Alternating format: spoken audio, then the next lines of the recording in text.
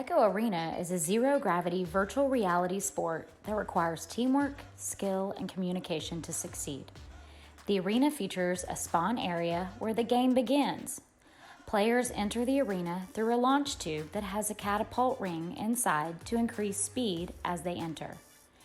The teams race to be the first team to get to the disc in the center, which is also called the joust. Players enter the arena full of geometric shapes that can be used strategically during a match. The three basic player positions are striker, midfielder, and goalie. Each player's Echo unit is equipped with a thruster on each wrist, a booster on the back, and brakes to slow players down from the high speeds. Re-grabbing or stacking is a common technique used in-game. This is demonstrated when players use each other repeatedly in a slingshot motion to increase their speed. Another useful skill is stunning. This allows the players to temporarily disable the opponent's movement. Stunning can be countered by using the blocking skill, which causes the stunner to be stunned as the offensive team progresses through the arena with the disc. The defending team protects their bubble, which serves as a three-point line around the goal. When players enter the bubble, each goal accounts for just 2 points. When a team scores, the disc spawns on the opposing team's end of the arena to give them the joust advantage. What is going on, everyone? It is Tyler McKinney here, and welcome back to the NEPA Pro Series. We are continuing on in the playoffs tonight. We have two great conference finals games for you. And if you would have told me on Wednesday night that both second seeds would have gone down to third seeds, I would have thought that you were crazy. But listen, that just goes to show you how good these players are and how good these teams are in the Pro Series. It is great to watch this talent on display. And speaking of talent on display and more Echo, listen, I know that there's going to be a week law between the conference finals and the championship game, but do not worry. There will be more Echo for you. And on Wednesday, on January 19th, when you normally go to tune in to the Pro Series, you're going to get a fun treat on the 19th. The first treat that you're going to get is an owner's match. And if you haven't seen the trailer yet for the owner's match, you need to go watch it. It's fun. It's got me looking forward to this. This is going to be a nice change of pace for us.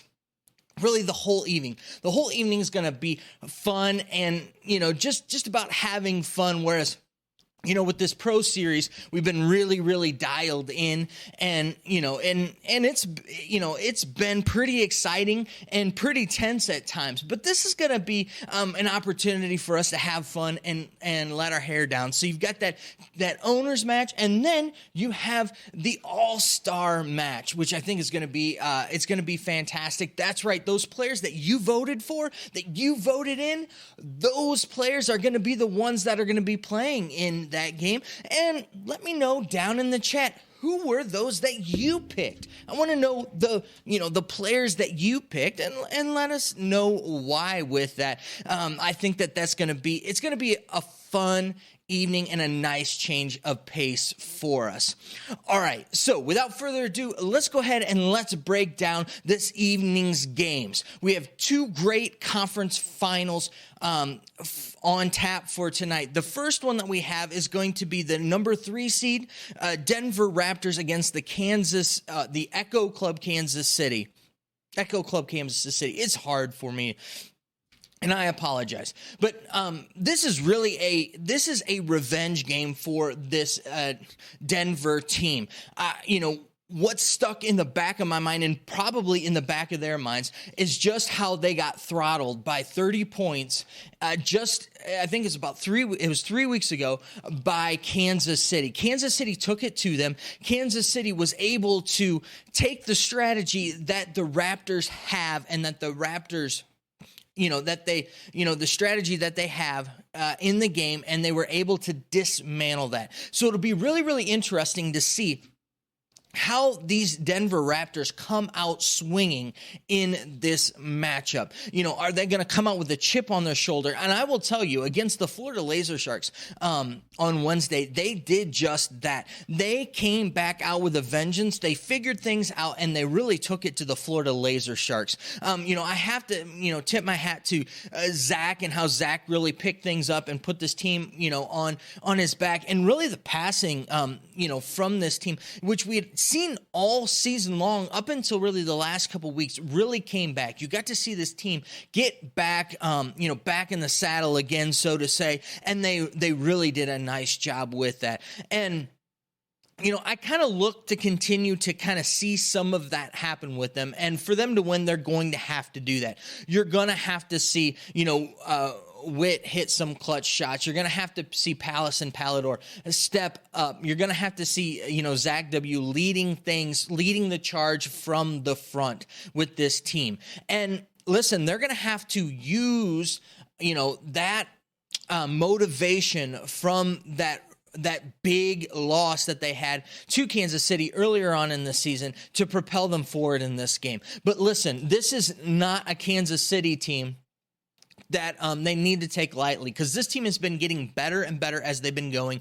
And, they've been finding more and more weapons, and they've just been getting better and better and better. And so, not only do they now have, Oculus-Zator, KFC. I'm getting better at saying that, by the way. And they've got those two who are their main strikers, their main scorers out there. And now Paranim has really kind of slid into that nice spot where Paranim is kind of the one that kind of sneaks up on them, that gets that extra pass, that gets that that gets there and has been really filling in nicely to pick up the slack there. And Sweet Tooth is just all over the board with, and all over the arena with everything. You usually see, Sweet Tooth has stats in every column throughout the game, but they're just going to need to, the biggest thing for them is that they need to get up big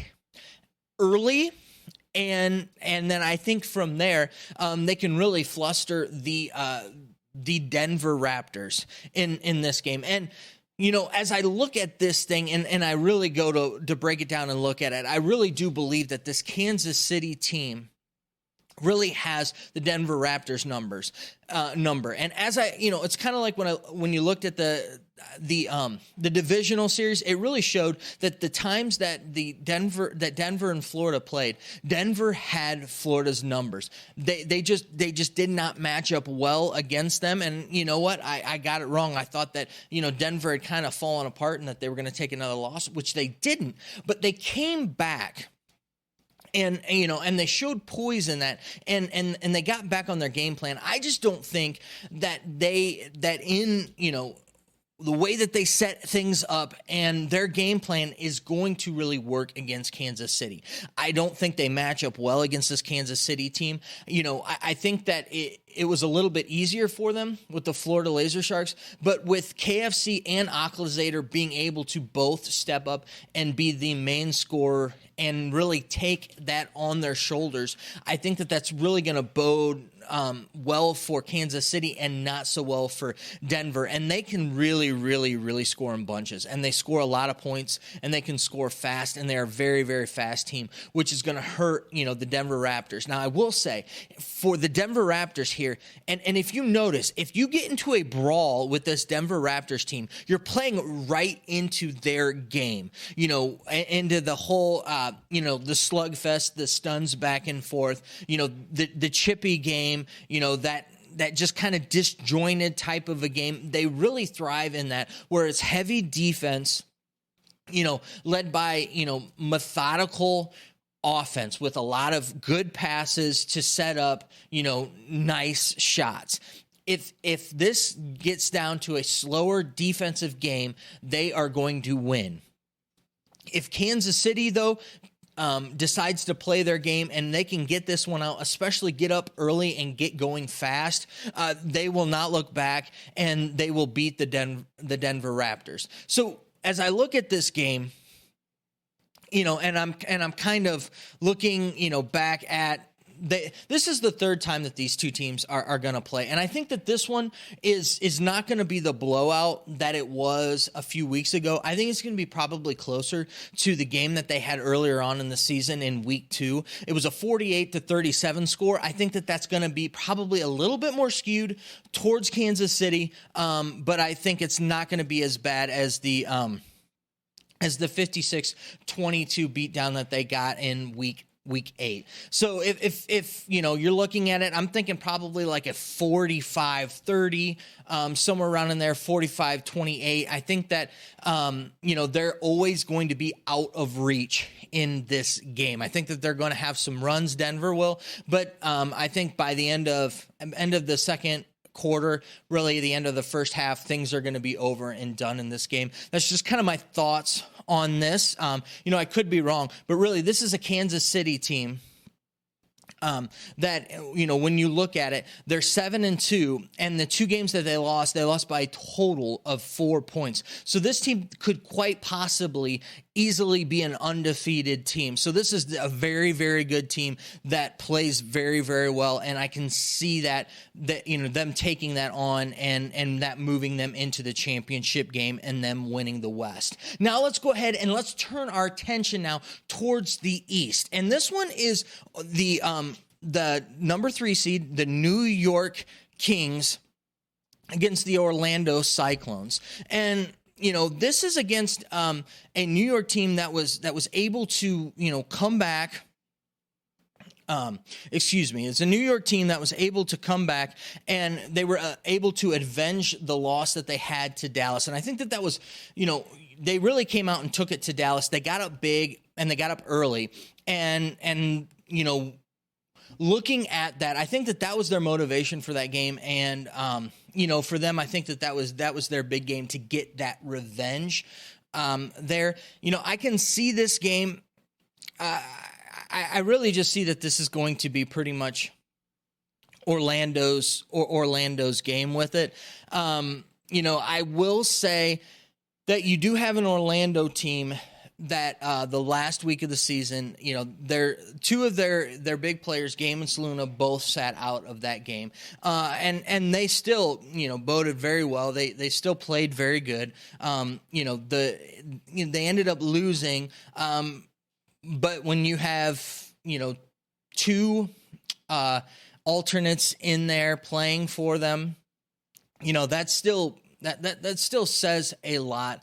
For this Cyclones team, that it's going to be a much more interesting game. This is not going to be a blowout by the Cyclones, I don't think, by any stretch of imagination. I think that this game's actually going to be, this game isn't going to be the catch-up game that I think that the first game was going to be. I think that this one's gonna be a little bit closer, and I think it has to do with really, what Strem is doing with this team, and this Kings team, they know their identity, they know who they are, they know how they're playing. One of the things that really shocked me in their game against Dallas was not the fact how they scored. They scored well, and they played well on the offensive side of things, and they ran things like they normally do. But the defense that they pulled off in that game, I was just shocked by how well they played defense in that game, and they're gonna need that defensive play if they're planning on, doing well in this game as well. I mean, they're really going to need,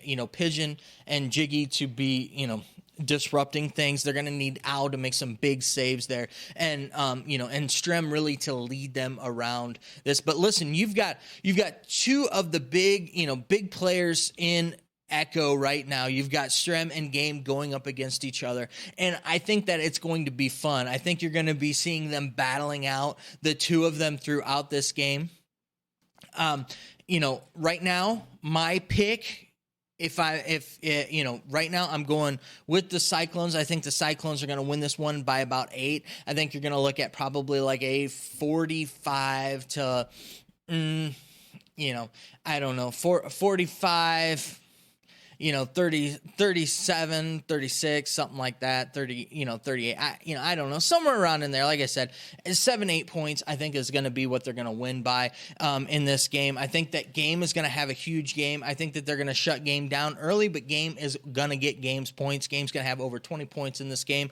I think that you're going to see Saluna is going to come back, get back in it. I think that the Cyclones are going to start off a little slow, and I think that that's going to be kind of a little bit of a hangover from having the substitutes play for them the last game. So they're going to have to really figure themselves out early on in this game with it. And I think that the Kings are going to kind of pick up where they were, but I think at the end of the first quarter, I think things are going to be close, and then I think that the Cyclones are going to take the lead at halftime, and I think that they're not going to look back with it. I think that the Kings are going to make some runs, but I think that the Cyclones are going to hold them off with it, and I think that's going to propel them into the championship game with it.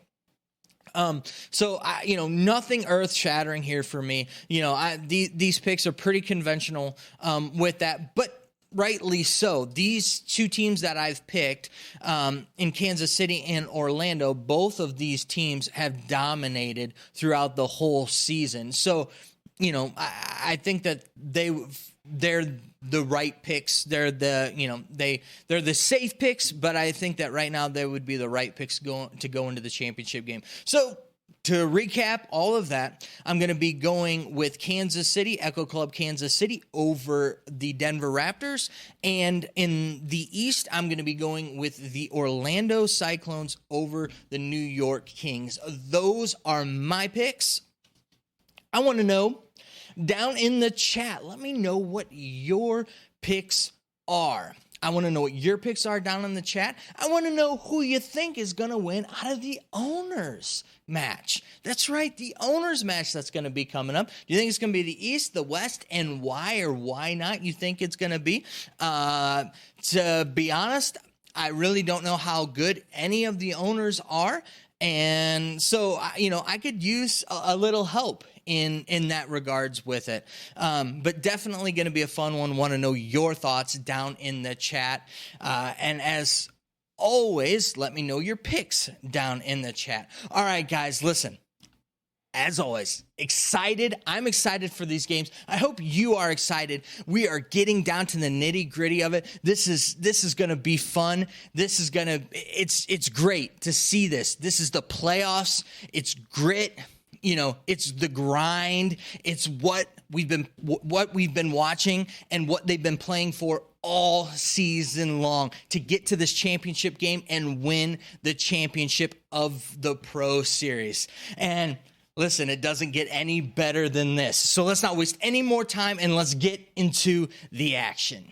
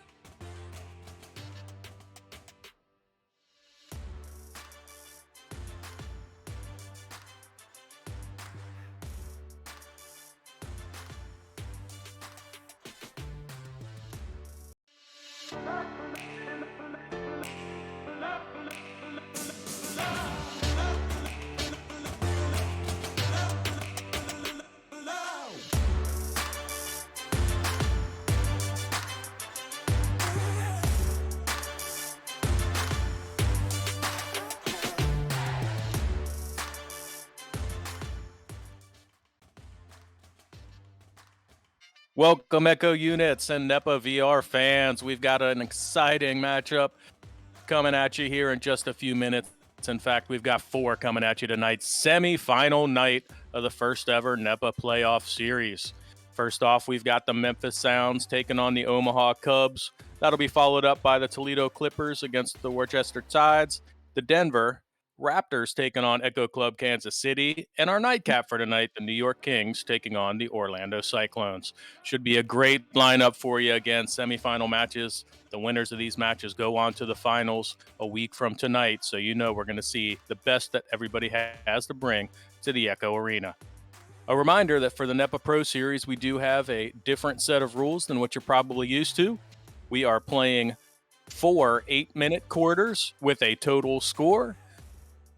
5-minute halftime. Each team has a 1-minute timeout available per half. You will see a 5th player on the screen, but we are playing 4v4. That 5th player is a sub who will remain in the spawn room until called into the game. Overtime is played as a golden goal, and no toxic or discriminatory behavior.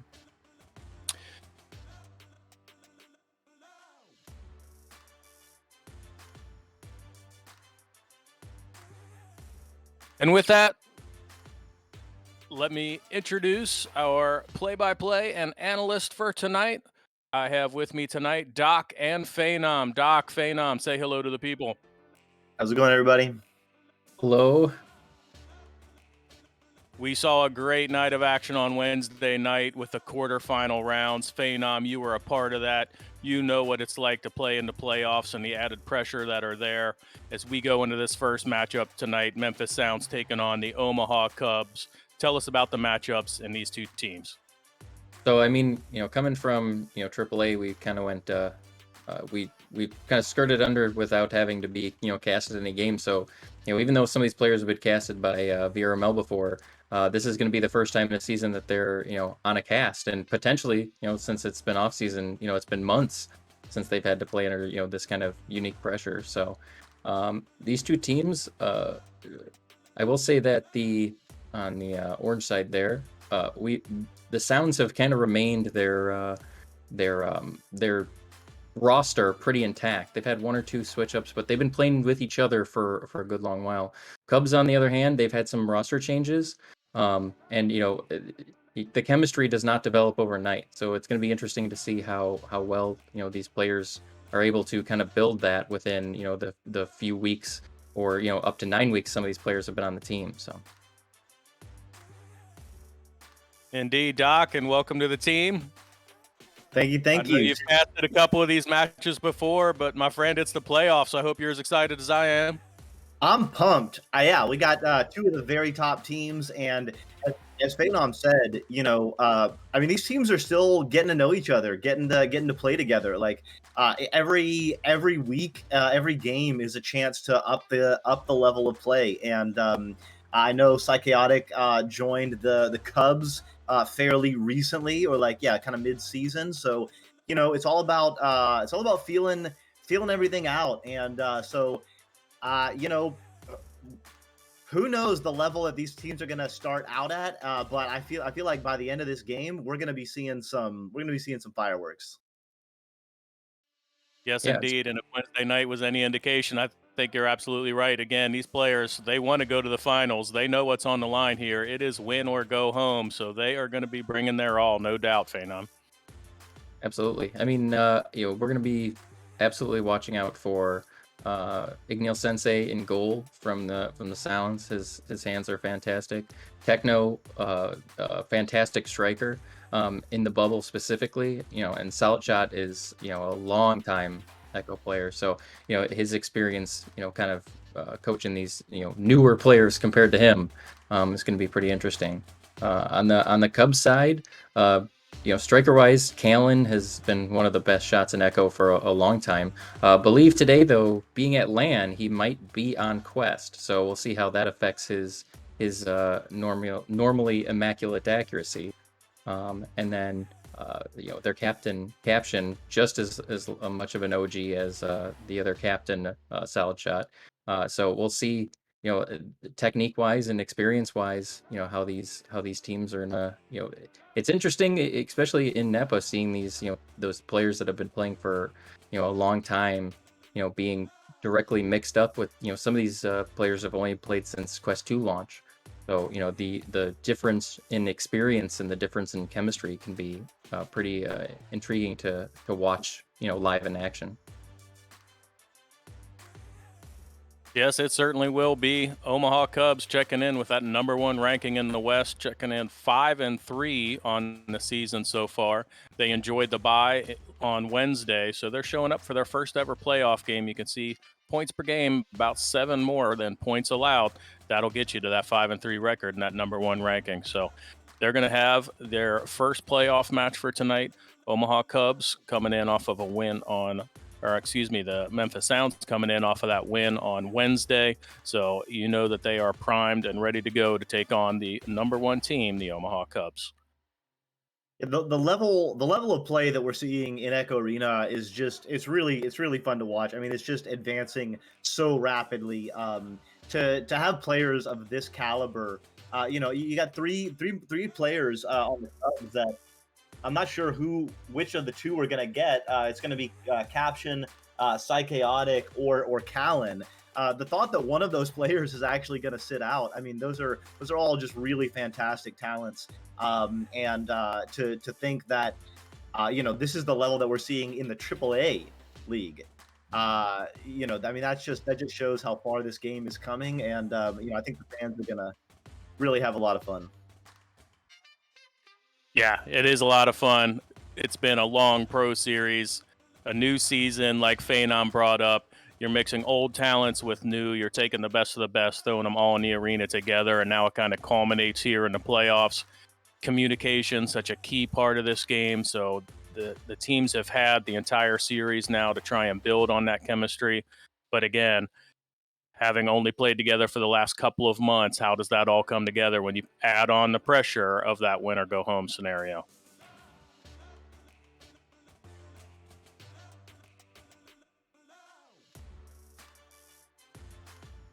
Yeah, Faye, tell us. You played Echo Arena a really long while, obviously on a number of different teams, VRML, NEPA. How do you find that process? Like, how does the team gel? Like, how much does leadership come into play? You know what I mean? Like, does it happen naturally? Does one person kind of step up? Like, what's been your experience?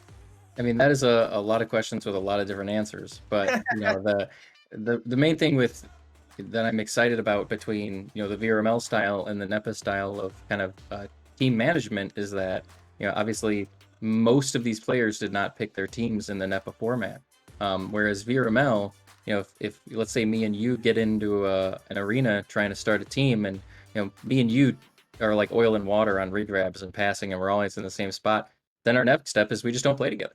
We just find new people that play just like we play. And so, on the VRML side, you see these teams that are very, very easy chemistry build because you're choosing the people that you play well with to begin with, and then you kind of go with that. As far as leadership goes, I mean, you have a lot of different experience levels and age differences. In NEPA, it's a little more curated, so we have some people kind of more ideal for that position in that position all the time. So as far as captains go, a lot of the players that we have as captains are a wealth of experience. But in NEPA, it's kind of the opposite. You don't have that player. If you have a player in your team that you just do not get along with meta wise, too bad. You got to learn how to do it. In these matches and in these practice, even though you do not mesh well, you then have to learn. You have to change yourself as a player. So it's exciting for me in NEPA to see these players that I kind of throw these two terms out recently. Is you have your kind of static players and your your more flexible players as far as who they can play with and what styles they can do. So it's interesting to see some of these players that are fantastic at doing exactly what they're supposed to, but then moving forwards, they might not be able to mesh well with their teammates, and either they figure it out and that team thrives, or they don't, and you'll see a lot of errors and missed regrabs and stuff like that. That's super interesting perspective. I hadn't really thought about just the difference that makes, like choosing your team, and then not only choosing your team but being able to unchoose your team, right? Right. Being able to say, hey, this just ain't working, versus like, no, I mean, we don't have a choice. This is who we are. That's a different vibe, and a little bit more like kind of traditional sports in that vein. Exactly. In AAA, I definitely see there's probably a lot more plastic players, just because they're still growing as players. Almost all of them. On the pro side, a lot of them have been playing for a number of years. They're very good at playing the way they play, and on teams, some of these people have been on the same teams for a number of years. Playing with the same pool of players. They kind of learn each other and figure each other out. So now coming in on the pro side, you're going to see a lot more difficulties when you find yourself on a team with a player whose meta is unlike your own. You then just have to figure it out. There's no other choice. So it's nice to be able to see players that normally wouldn't get along, both in meta and on teams normally, have been kind of quashed in some ways by the the scrambling of players and metas and teams and game philosophy and age and maturity levels, and everything has just been completely thrown in a tempest. So it's very interesting. I'm particularly interested in that dynamic because, like, I mean, I love sports. I love high level play. I love entertainment. And I have the word education in my name for a reason. I really like growth. I like challenge, and I feel like sports offers, because of the nature of there's something to be won and lost. It brings in the ego. It brings in the desire to win. It brings in all of the good things about competitive nature, and also some of the nasty parts of human nature. That gives us a chance to react to that and grow from that, and say, like, hey, yeah, I'm mad at myself, or I'm mad at my teammate, or I'm mad at the whole team, or I'm mad at the coach that we brought in to help us prepare, or whatever. Okay, so now what are we going to do about that? How are we going to respond? How are we going to Right. are we going to come together, or are we gonna tear each other apart? So I think Echo Arena, especially for younger folks, but for all of us, is an opportunity to kind of excite some of those parts of our nature, and then and work with them. Yeah, it's kind of nice that the the hands tying of, well, if you don't like your team, right, then too bad. Figure it out. Grow as a player. Get better. Figure out why you don't like that person's meta. What why can't you regrab with that person? Instead of, normally it's just like, if I can't regrab with you, in tryouts or team stuff, then it's like, okay, then we'll move on. We'll find somebody else. But here it's the players that kind of thrive in those conditions are the ones that are going to end up being the true assets to their teams. You'll see some players that play a version of Echo that is unique to them, and if it functions within that team, then it's great. If it doesn't function within that team, then they'll have to either figure it out, or you'll just see teams fall apart. But Yeah, interesting.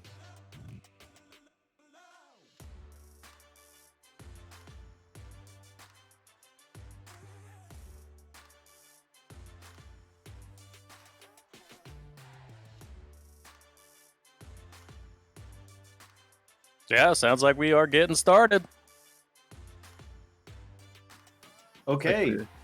Well, it looks like the players have elected to go ahead and start as a 3v4.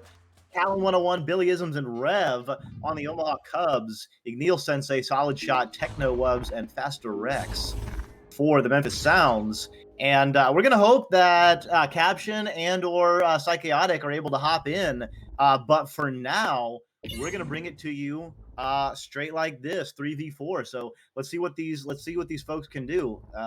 What's your initial thought, Faye, about the psychology of both of these teams right now?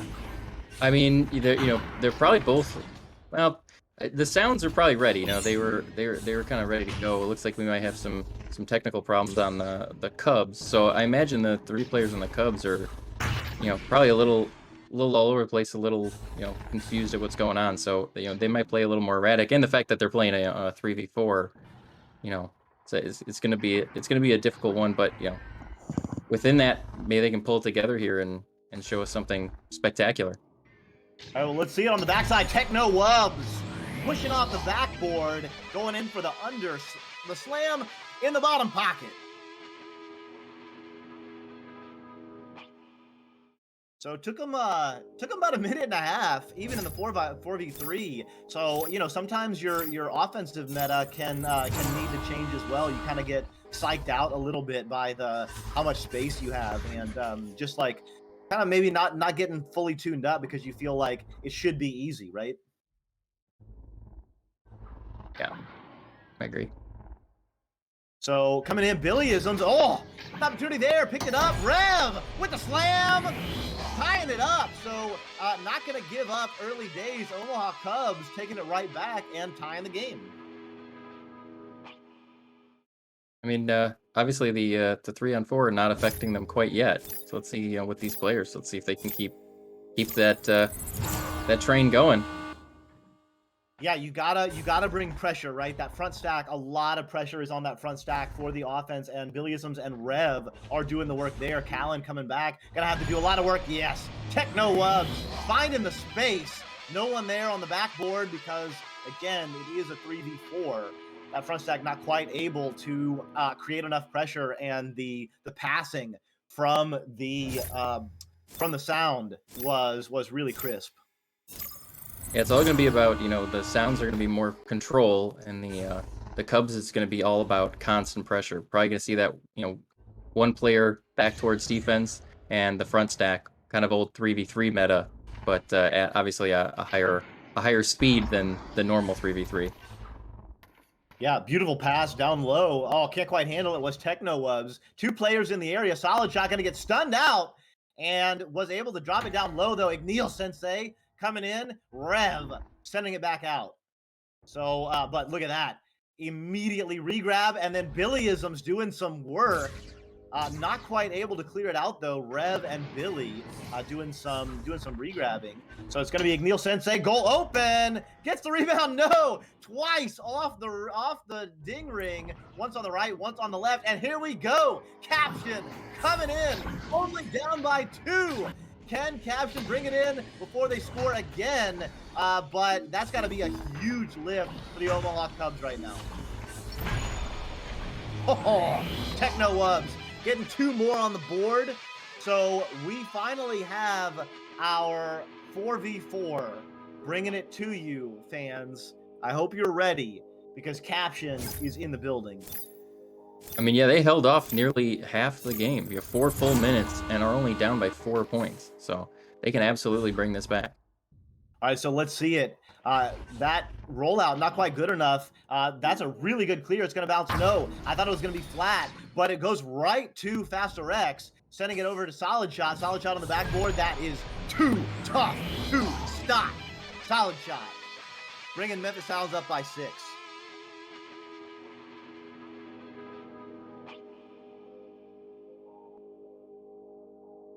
So let's see if the Omaha Cubs can regroup here. They're only down by 6. And remember, of course, it is a 4-quarter matchup, not round winning. And so plenty of time to come back really in pretty good shape. That had a chance. It's going to be Billy pushing off just bouncing off the bottom ring. It's going to be Rev getting dumped down by Solid Shot, but stole right back by Billy, taking a shot on an open goal. There is a lot of dinging right now, a lot more scoring that could be happening. But both of these teams, I think, just a bit discombobulated from that half-hour wait, and then getting started with a 3v4. Techno Wubs goal is open, not going to miss that shot. Oh my goodness. Faster X calling it out with the peace sign, letting it fly. Memphis Sounds up by 9.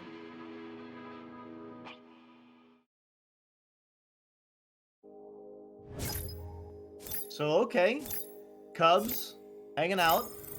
Let's see what they do on their offensive joust. Two left, actually. They're running a relay. They do get it to the far player. Billy Ism's on the right side. They're going to elect to take a shot. It's a little bit wide, and Faster X going to re-grab to it. Send it over. That was a open player, Billy Ism's, but I think it was Caption electing to take the shot. Callan now with the disc. Floating through space, not under pressure, but solid shot. Oh, Faster X jumping out with the jab, and it's going to be multiple players cutting in. Callan going to be in a dangerous location, but 2 players jumping out. Caption now with the disc operating in space. Solid shot with the solid shot on the head, and that's going to be a good clear. 4 players for the Sounds and the Slayer. Both teams' defense is being very aggressive in the bubble. Lots of stuns, lots of quick turnovers over and over. Not a lot of clears. So, right now it's just the Sound's ability to capitalize on those, those errors instead of losing it and getting it thrown back on the other side. Yeah, it's very interesting. I mean, yeah, the score has significantly gone in the wrong direction for the Cubs, despite the fact that they're now in a 4v4. It's almost like the Sounds have turned it up. So Callan now dumping it down low. Billy Ism's floating. Maybe a back pass, yes. Rev is high. No one's guarding Rev. Oh, off the backside, Billy. Igneal Sensei unable to turn around in time for that one. Beautiful bounce shot.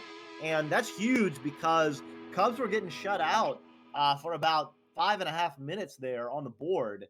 And they're now on their defensive joust. So let's see what they do with their defensive stacks. Looks like they're going to send 2 forward. One is hanging out on station. One is on the backside. So they do have that backboard covered, unlike when they had the 3v4. Techno Wubs to the cutter. No, it was Igneal Sensei. And that's going to wind down the clock on quarter 1. So, fans, a little bit late, but we do now have a 4v4, and that's going to be some exciting news for the rest of this game. And with that, we will take you to a word from our sponsor. We'll be right back. One American with a burning desire to save the world from high prices. He is the stuntman that saved the world. A man that brought the world together because of his love for Honda. One man with 4 wheels strapped to a parallel twin engine. The stuntman that saved the world. Get your favorite Honda motorcycles, ATVs, and side-by-sides today at Holzhauer Pro Motorsports in Nashville, Illinois.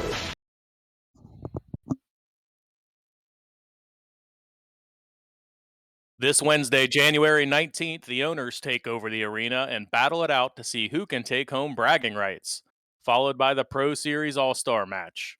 Votes end at 11 p.m. Central tonight, so get your votes in now over at discord.gg/NEPA. You can only catch those here on NEPA TV. For more information on the teams, follow NEPA TV on social media or visit nepavrpro.com. We're getting into the second quarter action. I'll send it back to Doc and Faye in the booth. Here they come, Faye. We got ourselves a game now, 4v4. They're launching out of the tubes, and it is the Sounds soundly winning that one on the joust. Callan getting the tip, though. So the typical chaos of the neutral joust, but it looks like there's an open goal. Ooh, Igneal Sensei not going to miss that one. So Memphis Sounds continuing their run. They started the 3v4 or the 4v4 section up 6-2 or 8-2. Sorry, so only up by 6. Now they're up by 12. Faye. Yeah, I mean, we'll have to see if that 1 minute kind of regroup that the Cubs had does anything for them. Obviously, with Caption kind of coming in mid-game there, potentially the Sounds kind of struggling to play against the 3 people, mostly just because it's, it's an unusual play style to play against. You kind of, once they found their stride with their normal, 4-person, versus 4-person offense. But, when that 3v4 kind of increases your ability to, have to do a lot of stuff really rapidly. Sometimes it throws off the people on the advantage just because you're not used to playing with that. Yeah, and the Cubs coming out and doing what they needed to do, getting an early score. They run man pressure. It works for the moment. Faster X able to get it. Oh, no, goodness. Oh, my goodness. Faster X punking 2 players in the tunnel and an absolute dimer in a tiny window to get in the corner there. That was insane. Yeah, clip that. Absolutely, Ivan Thrive. So, typical pub style rollout: 1 left, 1 right, 1 center. Billyisms with the disc, trying to send it over to the left side. Caption. Oh, going right into the defense. Techno Wubs sending it down low, but on the backside, Callan was right there in the right location. That's a shot. Oh, that was a great save by Faster X. Beautiful clear out, and now the Sounds are on their regrab. But look at that. Callan again in the right location. That's another shot. No. Oh, wow. So close on both the shot and the rebound and the regrab. Techno Wub sending it back. And that's a shot there. That's got a chance. No. Bounces on the wrong side, but look at that, Techno Wubs. Nothing fancy, nothing stylish. Just good fundamentals. Pick it up, put it in. Yeah, unfortunate to see the headbutt. I'm not sure what the thought process there was when you're already down so much to be trying to take a 1-point advantage off of that and ending up with losing 5. Yeah, it was big. That was big. I mean, just like you say, if it works, it looks good, but when it doesn't, it looks pretty bad. Down 15 now are the Omaha Cubs. Still tons of time. Remember, it is 4 quarters. Still 5 minutes left in quarter 2. And then we got 2 more quarters after that of 8 minutes. So the vast majority of time in the game left. And Billyism's going to be floating back, looking for a pass. Rev on the backside. Yes.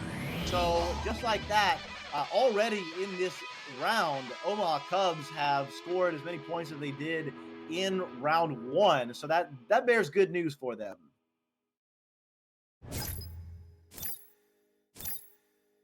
Ivan Thrives saying Techno Wubs carrying hard. I mean, everyone from Memphis Sounds doing pretty good. Techno Solid Shots had some incredible defensive stops as well that have taken some goals away. Look at that. Igneel Sensei re-grabbing with Solid Shot, sending it back in. So Memphis Sounds immediately responding to the goal from Omaha Cubs and putting it back up by 15.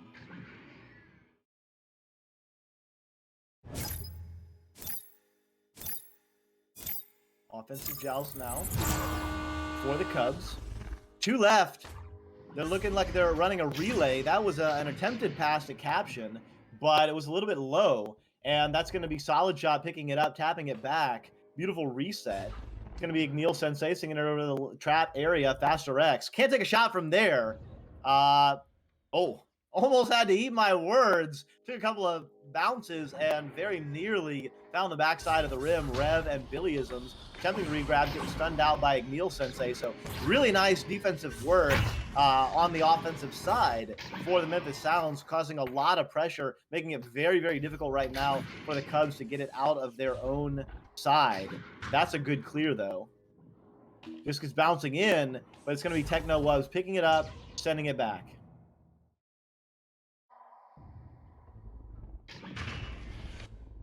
Caption. Oh, no. Billy. Oh, yes. That's what you need to do. Slap it down in. None of this headbutt nonsense. Get 2 points on the board. Cubs just need to keep pushing just a little bit and a little bit. Not worry about those big steps.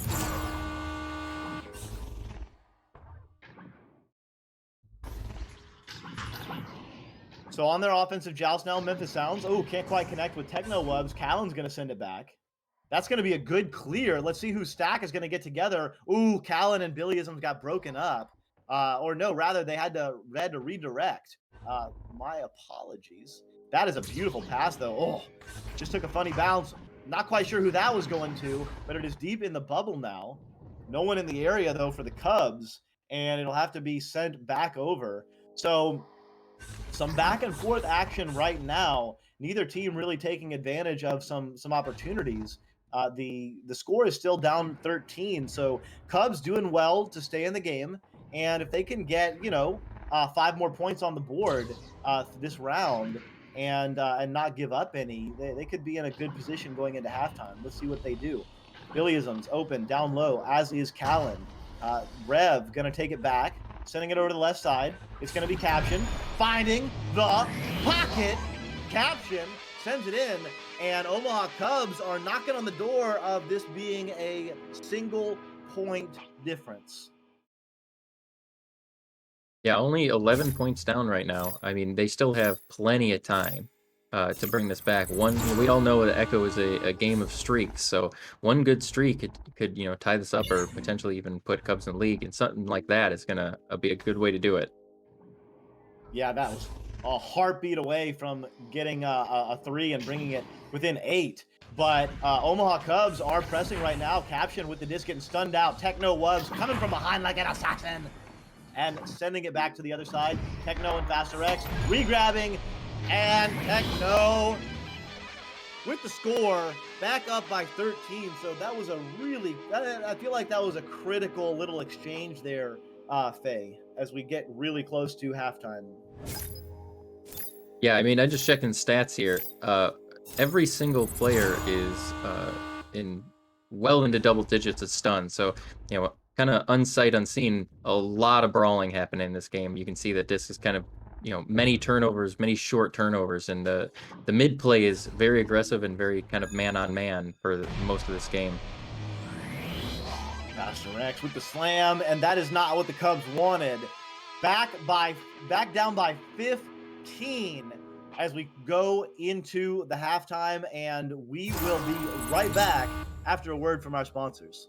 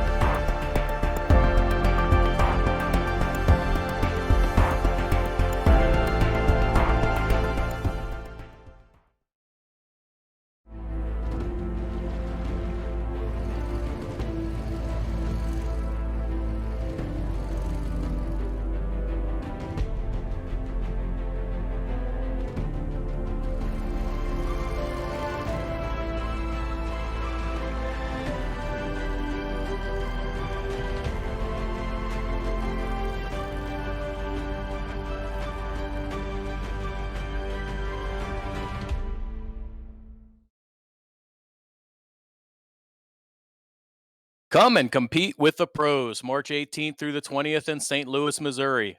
This one-of-a-kind event is supporting the Special Olympics and hosted at Busch Stadium's exclusive Redbird Club. With multiple brackets, side activities, and more, this will be the LAN event of 2022. Go to NEPAVRPro.com for more information.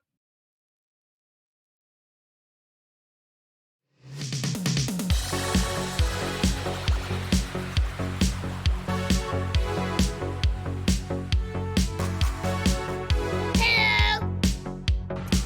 110%, guys. Got to outwork your opponents. Let's go. 3, 2, 1, fight!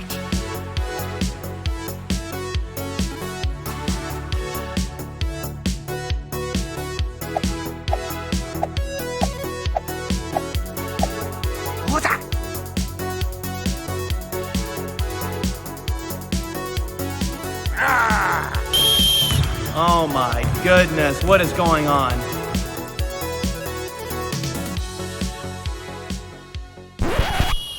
What are y'all doing, man? Come on!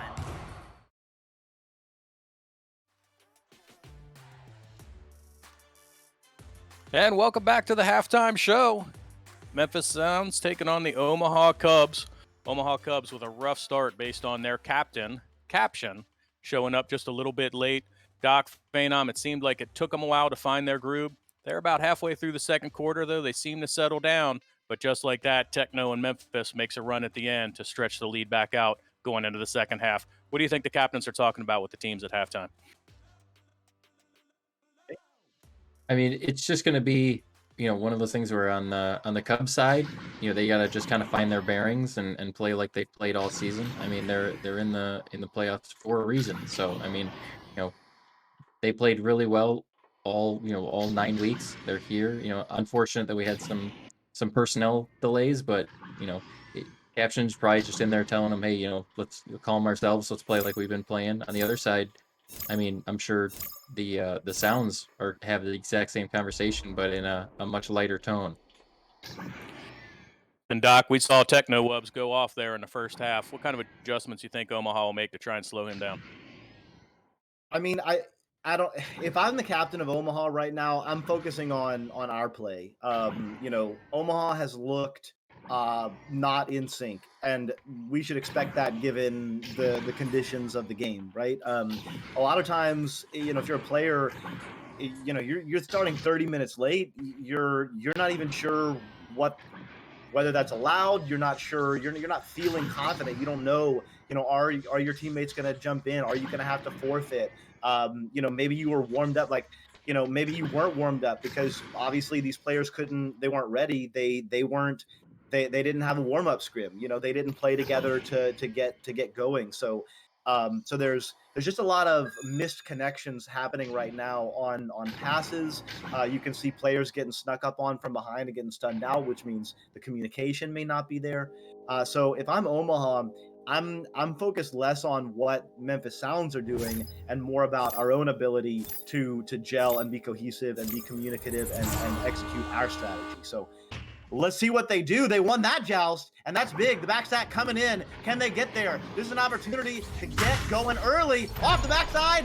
Absolutely. Revving it up. And that is exactly what Omaha needed. Down 13. There is no reason to think that you are out of this game. And just a little spark like that, can be the real difference. Rev absolutely lifting the Omaha Cubs right there. Yeah, I mean, even in my team's AAA match, I think in the preseason with the warm-up games, the Mud Hens came back from, I think it was like a 35-15 lead. It was a surmountable lead. So, and it was in the second quarter or the third quarter, just like this. So, it'd be interesting to see, after that momentum shift, and their ability to kind of control this disc. One more score here, get that streak started, and keep moving. Just like that, the Cubs.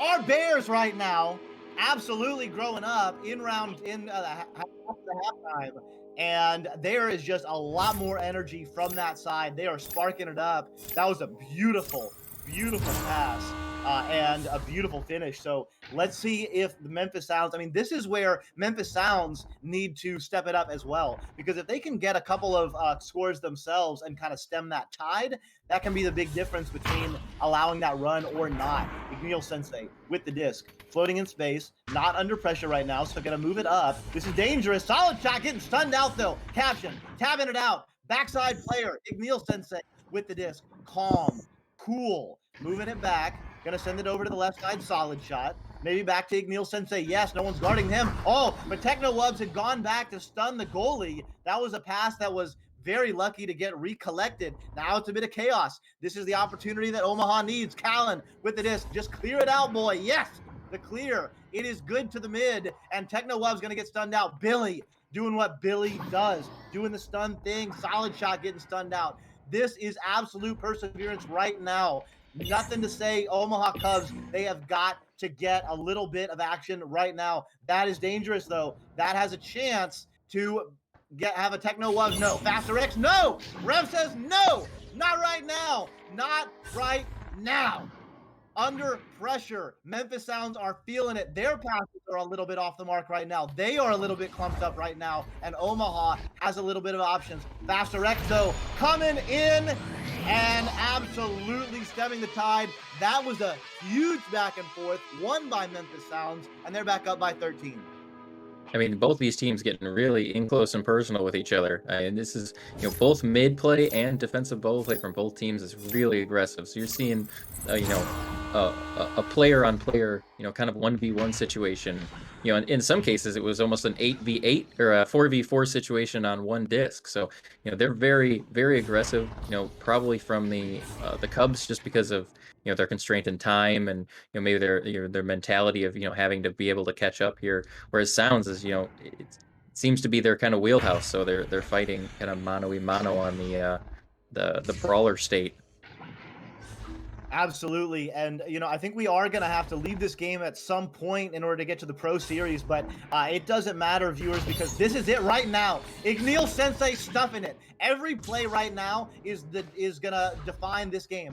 If Memphis Sounds can keep it up, they are going to keep it ahead, and it's going to keep it out of reach going into round 4. If the Cubs can get some momentum, Rev with the stop, Callan with the clear out. Can they do it? Omaha Cubs, you got to bring energy right now is your chance. Oh no. Oh no. Memphis Sounds not folding under the pressure. Cubs got a little bit aggressive there, jumped out a goal, left it open, and they gave up the points. 15 back for the Sounds.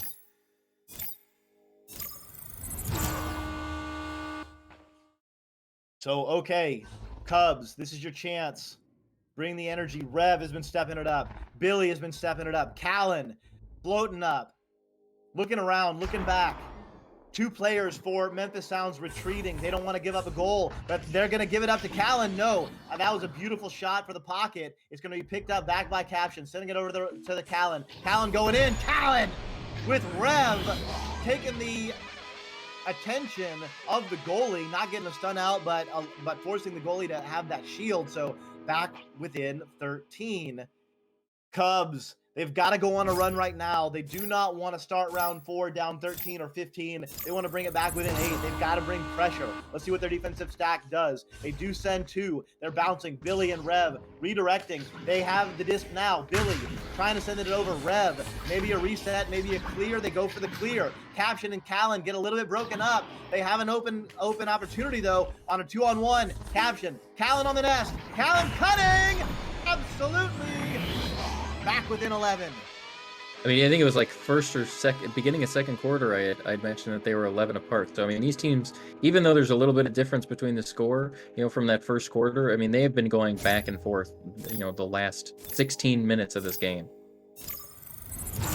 Back and forth indeed. Back within 11. This is the stop you need right now. Rev and Billy. Can you get the pressure? Techno Wubs with a beautiful back pass, showing off the strategy. Igneel Sensei letting his team know we own this arena. We have the disc. Goal is open. Solid shot, though. Elects for the back pass. And that could be strategy, or he might have just not noticed that the goal was open. Faster X sending it over. Oh, beautiful passing right here by the Sounds. Oh, the difference between dinging in and dinging out right there, Faye. The Echo Gods have spoken in that case, and I mean, right now, if you're the Cubs, you've been 11 back most of the game. A minute and a half to go. You can finish 11 or maybe even 8 back. Get 2 scores going into the fourth quarter. Really shift that momentum. I mean, it's this game is very, very momentum based. You have it one moment, and all of a sudden you look and you're tied, or you look and you're 16 out in a split second. So something like that. One more goal. A good steal from the defensive joust here, and we could see an entire momentum shift on this game last minute. They need this. Come on, Echo fans. If you are a Cubs fan right now, they need energy. Send it in the chat. Let them know that you support them. And same on the other side, if you're a Sounds fan, they need to hear you, because holy cow, this is it. Oh, there it is. Billy is tapping it up. Can the back stack get there? Caption flying in. Callan delivering the big time 3. They are within 8. I don't know if that's a caster's. What's the opposite of a caster's curse, Doc? You're better at this than me. What is it? Caster's fate or something like that?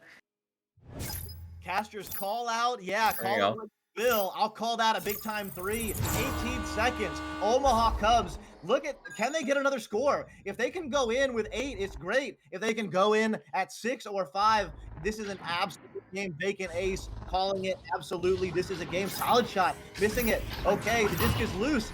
Not enough time for a goal, though. That was a big time quarter from the Cubs, bringing it back within 8. Single digits for the first time since round 1. We're going to go to our sponsors, but don't go anywhere. We'll be right back.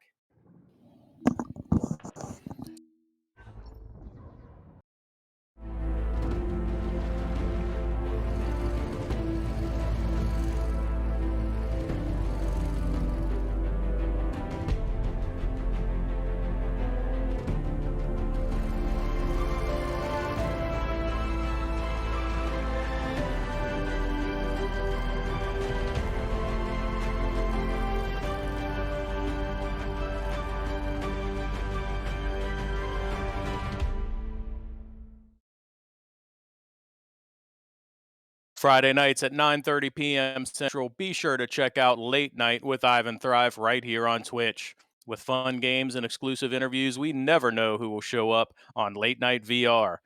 So join us at 9:30 p.m. Central right here at twitch.tv/the NEPA TV at 9:30 p.m. Central.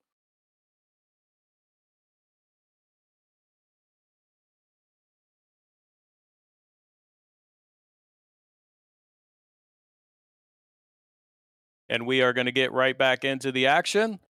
Here comes a great fourth quarter headed your way. Gentlemen, it seems like the Cubs have found their groove. Let's see if they can keep the momentum going. Echo fans, this is the fourth quarter that you all wanted. Crawling back are the Cubs, flying in, winning the offensive joust. Callen with the disc, sending it over to the left side. Caption, oh, what a save by McNeil Sensei.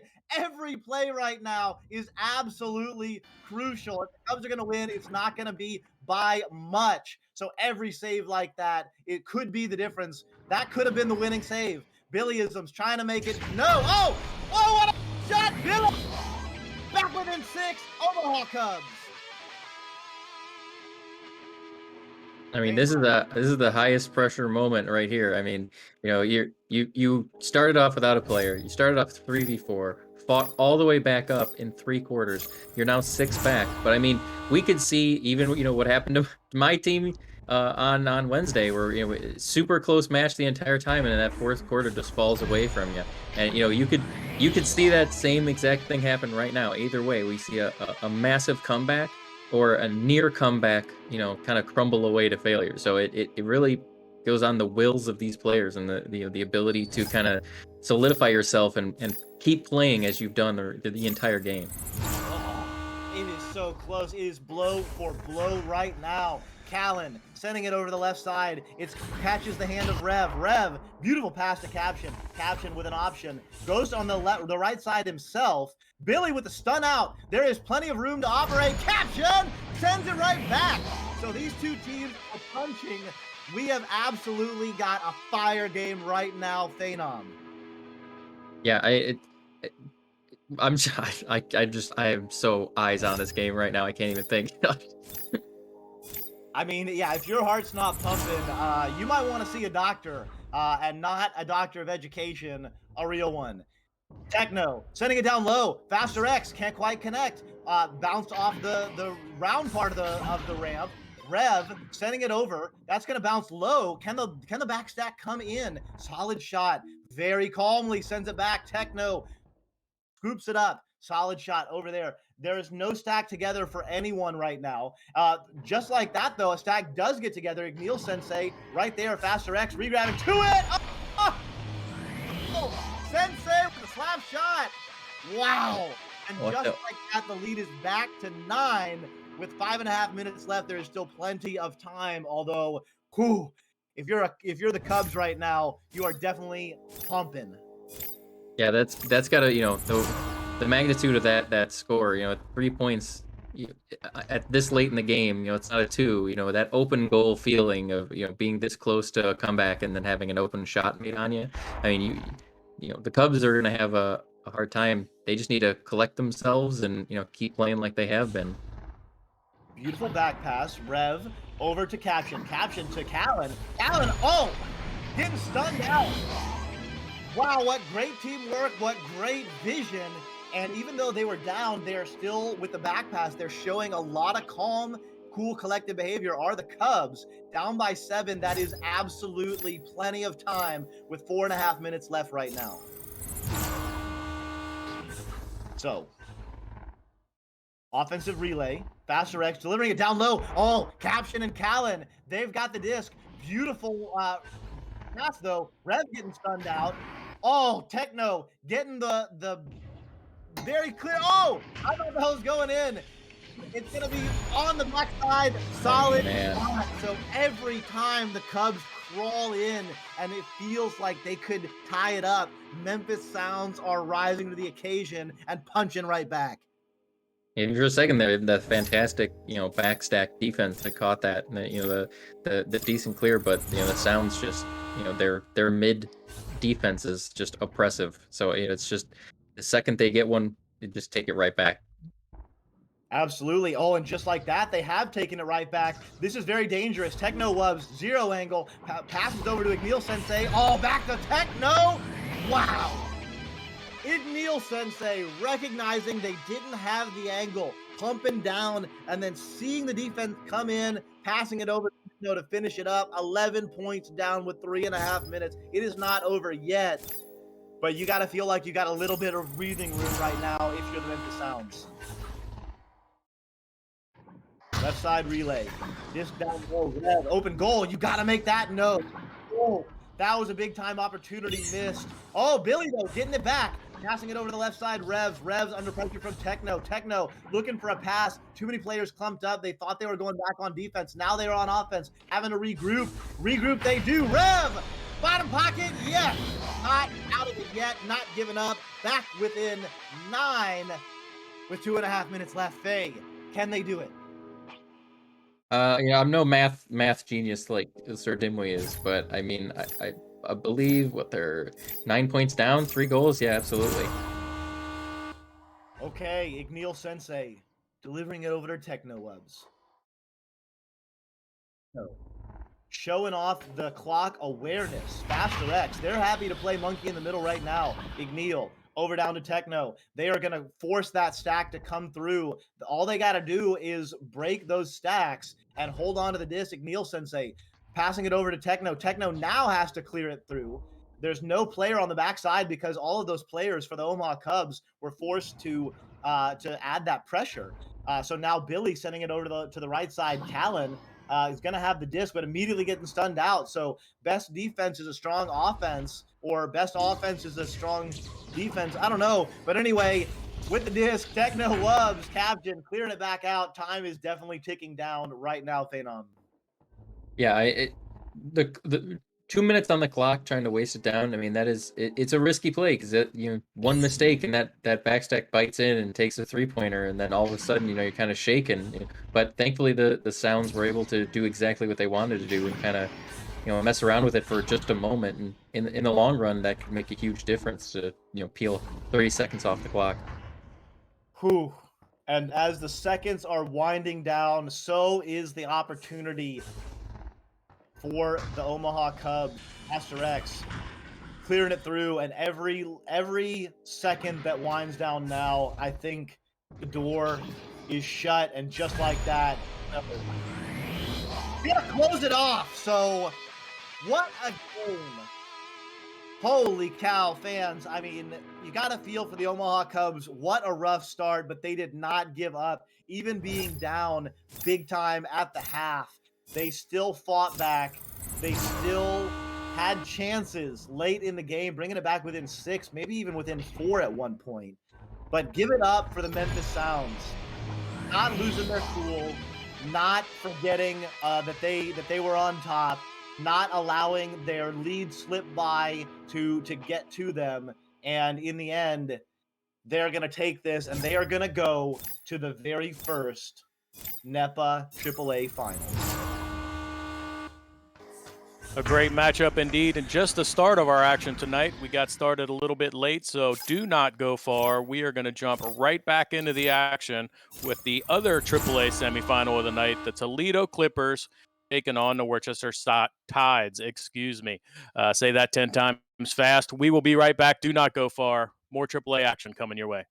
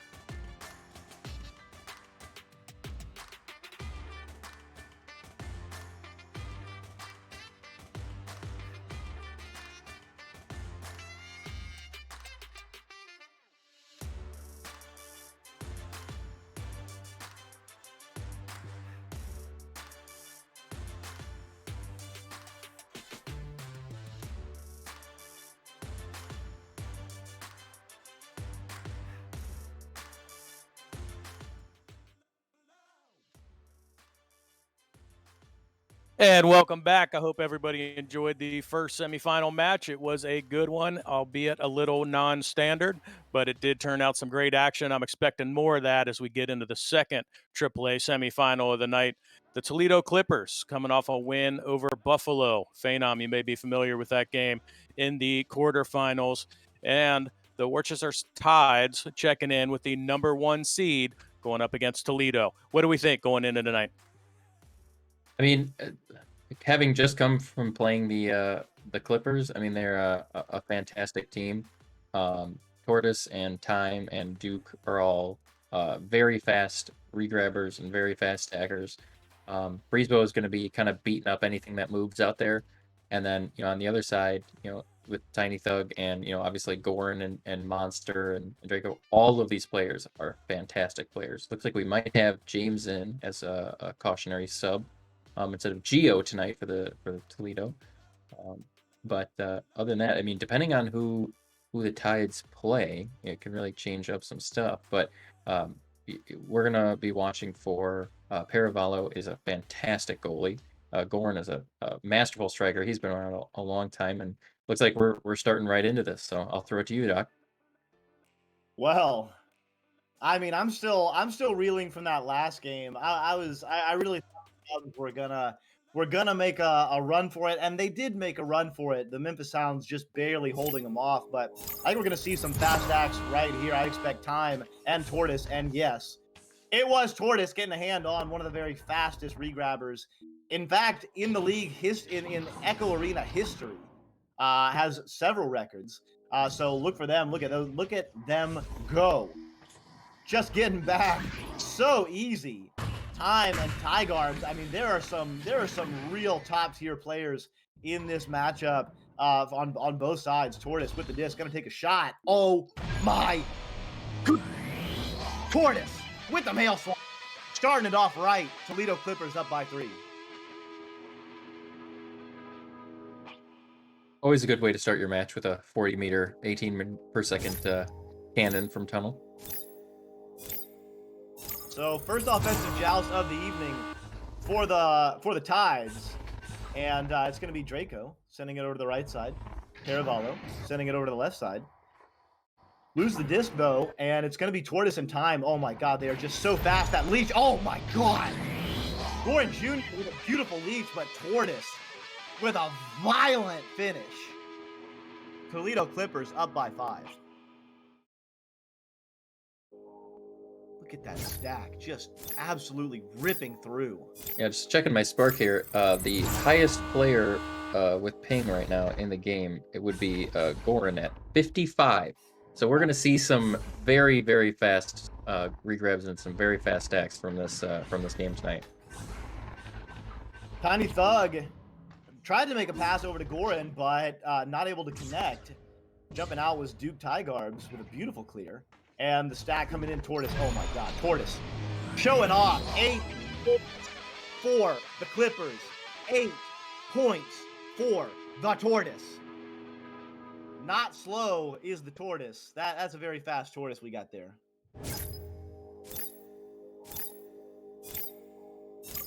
So, Toledo Clippers showing it off. Can somebody in chat or in my ear let me know, how do you pronounce the city that is where the Tides are from? Is it Worcester? Because in England, they would call that Worcester. I don't think there's a wrong answer at this point. I think you just kind of freestyle it, and whatever comes out, that's good enough. Well, I like that as a caster. No matter what I do, I'm right. Tiny Thug getting the disc, delivering it over to Draco. Oh, Draco just getting the handle lost. Time jumping out, but not able to get it either. Multiple players fighting. There's a bit of a scramble. And Breezebo not going to get it. Beautiful back pass, but maybe that's a chance for Goran to hang out, electing to push forward. Their offense is finding their shape. Oh, no, dude, Tyler says no, not in my house. Time clears. Wow. So early days, the Clippers are just looking really, really strong, but not giving up yet are the Tides. And they've got an opportunity here, but just like that, those stacks, Time and Tortoise, are just flying. I mean, everywhere the disc is, that's where they go. Tortoise.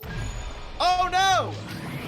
Has not missed a shot, as far as I can tell, and has scored all the points for both teams. Tortoise, 11-0. I mean, yeah, at this point, if I'm the Tides, my goal is to either stop that stack or be faster than it. I mean, with how consistent their stacking is, you got to come into this game having some sort of plan. Yeah, I mean, the plan for the Clippers is definitely regrab and just be faster. Time.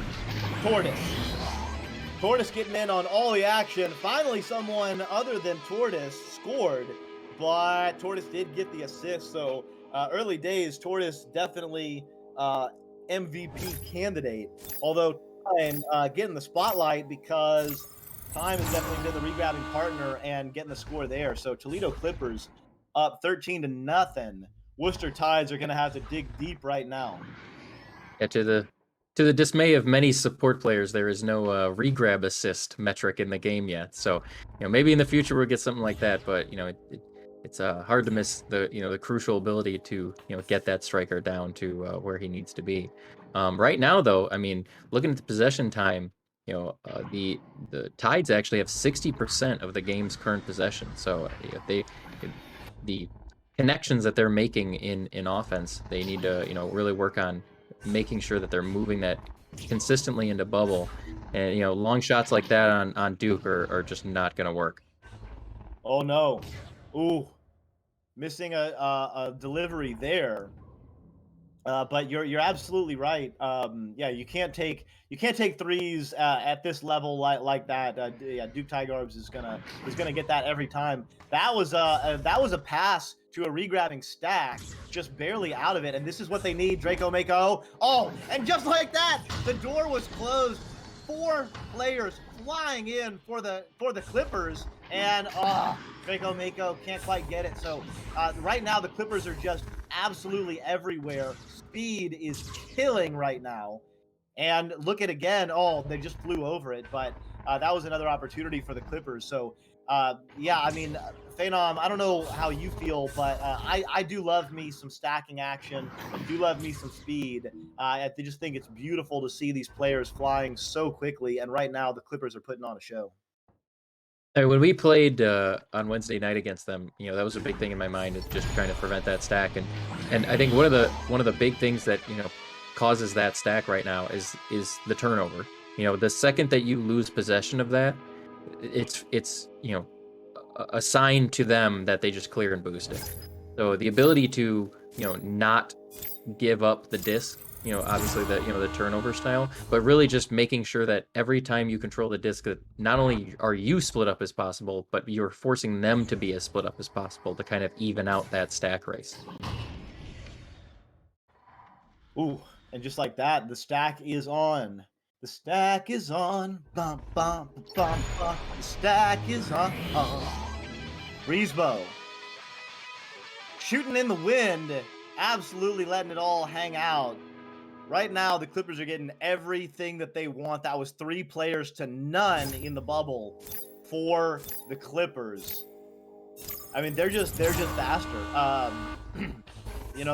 When your stack is that much faster, you're just getting everywhere. It sort of feels like you're just kind of like a bigger kid on the playground. That was a close shot. Everything right now just kind of going the way of the Clippers. Every time the Tides even get a close possibility, they either get stunned out or just barely miss a shot. And time has recollected. Gonna get together with Duke Tigarbs. They do lose their stack there though, so not total perfection. Oh, there was another opportunity, just barely missed for the Tides. That one not missed. Goran Jr. in the bubble, going 1v3, and that will end the round. So Worcester Tides getting beat up a little bit in round 1, but with a little bit of a lift in the end of the round. We're going to go to commercial and be right back. One American with a burning desire to save the world from high prices. He is the stuntman that saved the world. A man that brought the world together because of his love for Honda. One man with 4 wheels strapped to a parallel twin engine. The stuntman that saved the world. Get your favorite Honda motorcycles, ATVs, and side-by-sides today at Holzhauer Pro Motorsports in Nashville, Illinois. This Wednesday, January 19th, the owners take over the arena and battle it out to see who can take home bragging rights. Followed by the Pro Series All-Star Match. Votes end at 11 p.m. Central tonight, so get your votes in now over at discord.gg/NEPA. You can only catch those here on NEPA TV. For more information on the teams, follow NEPA TV on social media or visit nepavrpro.com. And as we get ready for the second quarter, so far it's been all Toledo Clippers, Tortoise and Time, owning the arena with speed. Let's see what the Tides can do to try and slow the tide and the onslaught the Clippers have brought so far. We'll send it back to Doc and Phenom in the booth.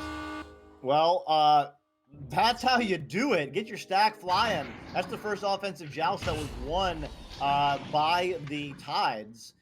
So they do have the disc right now, sending it over to Goran Jr. Goran Jr. going to operate in space, slowly moving up. Has a player on the bottom side, yes. Sends it over, looking for a pass maybe. Oh, Draco Mako, bottom pocket. So a little bit of a run here, Phenom. That's 4 unanswered points for the Tides. And they're looking a lot better at 16-6 than they did at 16-2. I mean, absolutely. It's it might take them a second to play a team with this specific of a play style. This very spear-fronted stack. Trying to figure out how to take it down, and hopefully it takes them a quarter to figure it out. The one thing I was noticing right off the bat there from Tides was on their offense. They were pretty hesitant to get into the bubble, and now as we can see, we have many players inside the bubble. So hopefully they'll connect with their offense a little more, and then just be able to stop that that orange stack each time flying past, giving 10-15 seconds unanswered on the defense. Oh my goodness, Goran Jr. with an absolute dime, nearly zero angle from the backside after some beautiful play by the Tides. Caravallo got an ender move off that kept the play going, delivered it down to Draco, who delivered it over. 3 beautiful passes in the bubble. And just like that, 6 unanswered points. Tides are up or down rather only by 8, and they're putting their front stack is putting a lot of pressure on the offensive joust of the Clippers. Although as I say that, Breezebo working on the floor, and the Clippers have successfully moved through mid, looking to answer. No, Gordon Jr. says no, no, no, no. And the stacks are out. 3 players flying in. Tiny Thug is right there. Tiny Thug needs to get it. Absolutely, yes. Tides on a run. Up or back within 6.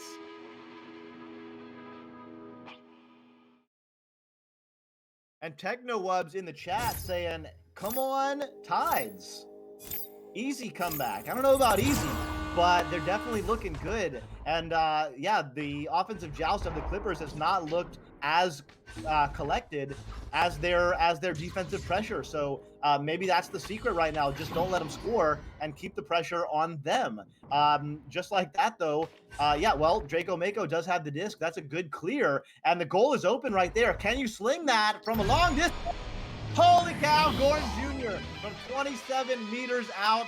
Worcester Tides, 11 unanswered points, and they are only down by 3 with 5 minutes left in the second quarter. Phenom. I mean, they're doing a good job. They're spreading their mid play out quite a bit, making it a stretch for that stack to kind of form. Looking at the stun stats here. Let's see here. Yeah, 55% stuns going towards the blue team, to the Tides. So maybe they're kind of taking that throwing out that stack seriously, and looks like even now there's a back stack on offense from the Clippers. So I don't know if they're kind of taking advantage of their quick speed and assuming that that's all it's going to need. But after 11 unanswered points, your spear's looking a little dull.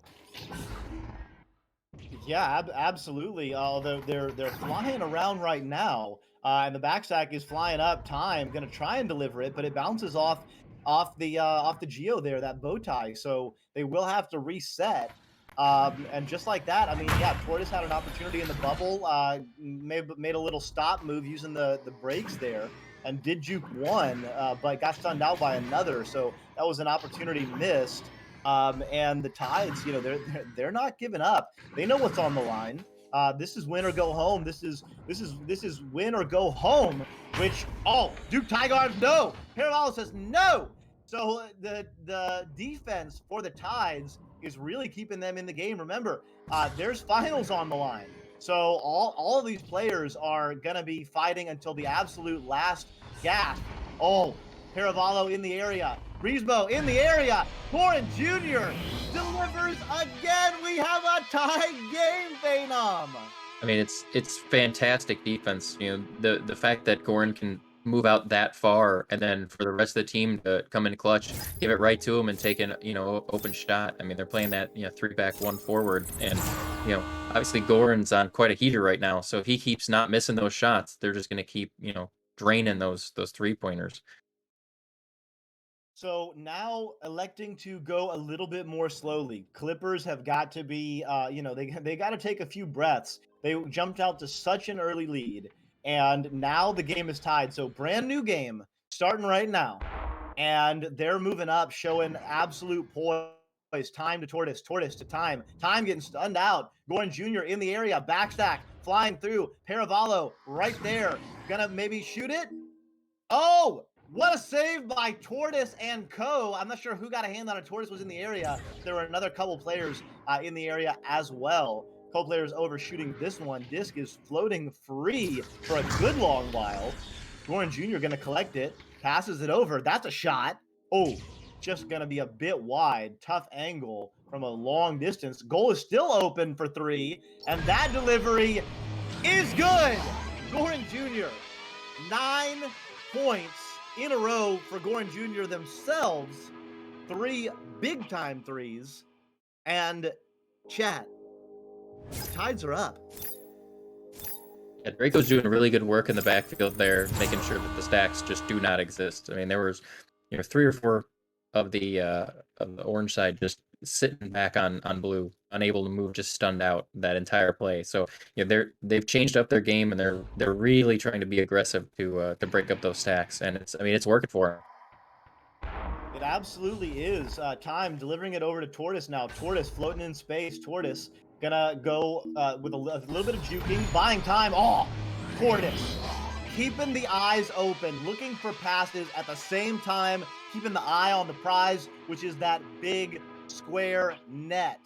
Delivers the round peg into the square and brings the Clippers back within one. That's the first goal that the Clippers have had since about a minute and a half left in round one. So The whole quarter. Just about to say that was the first time that they have scored this quarter. Yeah, the first time they've scored this quarter. Absolutely. So it's been a big time scoring drought. And Duke Tigarbs now is going to deliver it up in the area. No time. Tortoise. 21-19. And just like that, Clippers have regained the lead as we go into halftime. I think there may be, how much time are we going to have left? We're going to have about 5 seconds left. So barring a miracle, this game is going to end this round rather, and this half going to end 21-19. Although, oh no! Whoa! Dodging a bullet there are the Tides. Hold your horses. Do not go anywhere. Take a deep breath, though. We'll be right back.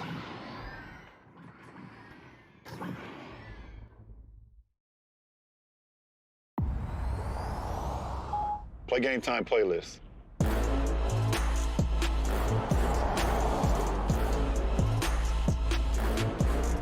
There are those that show up to the game. There are those that change it forever.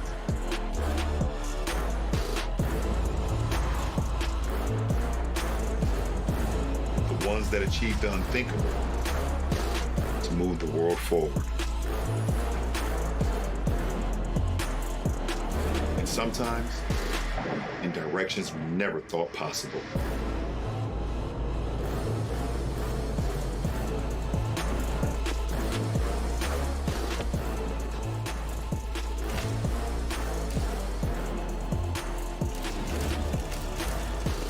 Introducing the world's first all-electric super truck, the GMC Hummer EV pickup.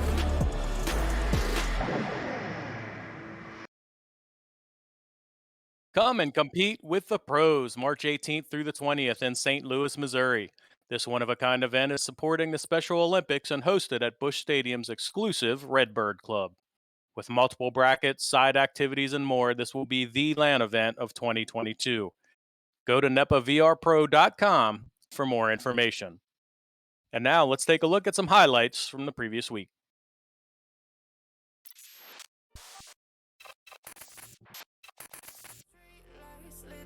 Five, four, three, two, one. Can't be afraid to leave this out. We got this far, don't know how. I see danger in your eyes. They know we'll burn down the night. Coming just like the sunrise. You know that we're gonna light it up tonight. We're gonna light it up tonight. We're gonna light it up just like the sunrise. We're gonna light it up now.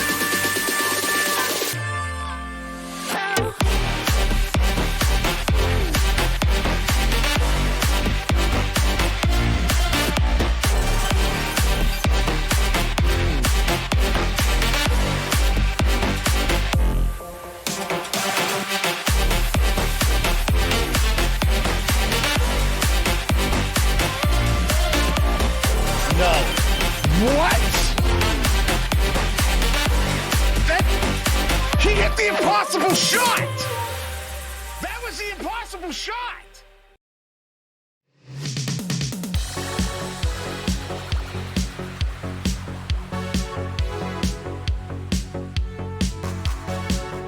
Hello.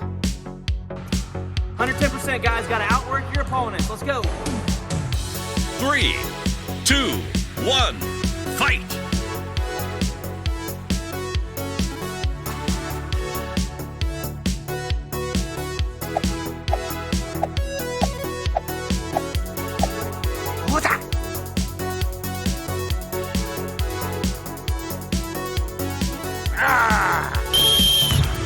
my goodness, what is going on?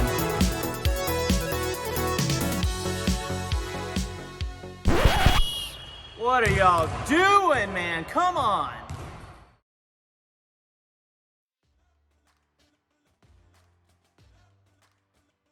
Welcome back. What a half. The tortoise show that was the first quarter turned into the Goran show that was the second quarter. After much back and forth, we find ourselves with a 2 points match going into the second half. Semifinals, win or go home for both of these teams. Doc Education, Phenom, what great action we're seeing so far tonight. What did you see in the first half, and what do you expect to see coming into the second? I mean, we talked about the entire first half. The stack speed. So we're thankfully we were able to see the Tides kind of be able to systematically break down that stack throughout the second round. It was 16-4 after the first round, 21-19. So the Tides were able to score 15 points, I believe, unanswered during that second round, whereas the Clippers scored 5. So 16-4 the first round, 5-15 the second round. We were just talking about how in the normal, best out of 3 format, we would have seen that as 15-5 and 5-15, or very close to it. Whereas this, being Echo and being very streaky, we're looking to see a very even match across the board. So this is the quarter for someone to take control of the rest of the game. Yeah, taking a look at the stats after Tortoise popped off in the first quarter, who would have thought we would have gone 7 minutes into the second quarter before we saw the first point out of the Toledo Clippers? They were able to answer there at the end of the half, so they're going into the second half with that 2-point lead. Very precarious, though, because the Tides have certainly found their groove. Let's get right back to the action. Okay, well, action there is indeed. Winning the joust again, the Worcester Tides. Worcester, somebody's got to correct me. Draco Mako with the disc. Flying in, delivering it over to the right side. Thug back to Draco. Oh, was trying to deliver it to Goran, but just a little bit off. Bounced off the shield instead, and now we got a stack race. Let's see who can get there first. It's going to be the Clippers. Bounces off somebody's head or Geo. I didn't actually quite gather. I think it was off of Geo there. But Time on the backside going to be there. Beautiful back pass. Tortoise going to reset over to Time over to Breezebo. Just a little bit off though. Breezebo does recollect. Now to Tortoise. Time on the pillar. Time. Good old top pocket Time there. Top pocket Time indeed. So after the absolute onslaught of points, mostly with speed and regrabbing, right there, Phenom showing off the Clippers showing off some nice back passing and disc management. I mean, that's kind of one of the very first times we've even seen them set up an offense. Most of the initial points we saw from Tortoise were on open goals from near half court. So this is the first time we've really been able to see the Clippers set up on offense to see what they're going to do. And setting up on offense right there were the Tides. Some really nice flowing movement, getting the disc down low, and then passing to a couple of different cutters, causing chaos in the bubble, and answering right back. So it looks like both of these teams are punching right now. 2-point lead for the Clippers. They're gonna open with 2 on the low side, 1 on the high side. Breezebo is up on the cloud. They've got options left and right in the tubes. Time trying to push through. Tortoise on the other side. Time under pressure now. Delivers over to the right side. Tortoise going to pass back to Breezebo. So some really nice passing under pressure, or calm confidence right here. Looks like they're coming out all Tortoise. Finds a bottom pocket. So Clipper clearly had a bit of a reset at the halftime and decided that they want to win this under control here.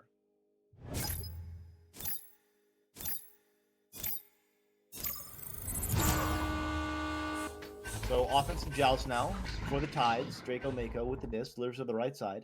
It's going to be Paravallo sending it over to the left side now. So really nice management here for the Tides. We're seeing absolute masterclass from both teams.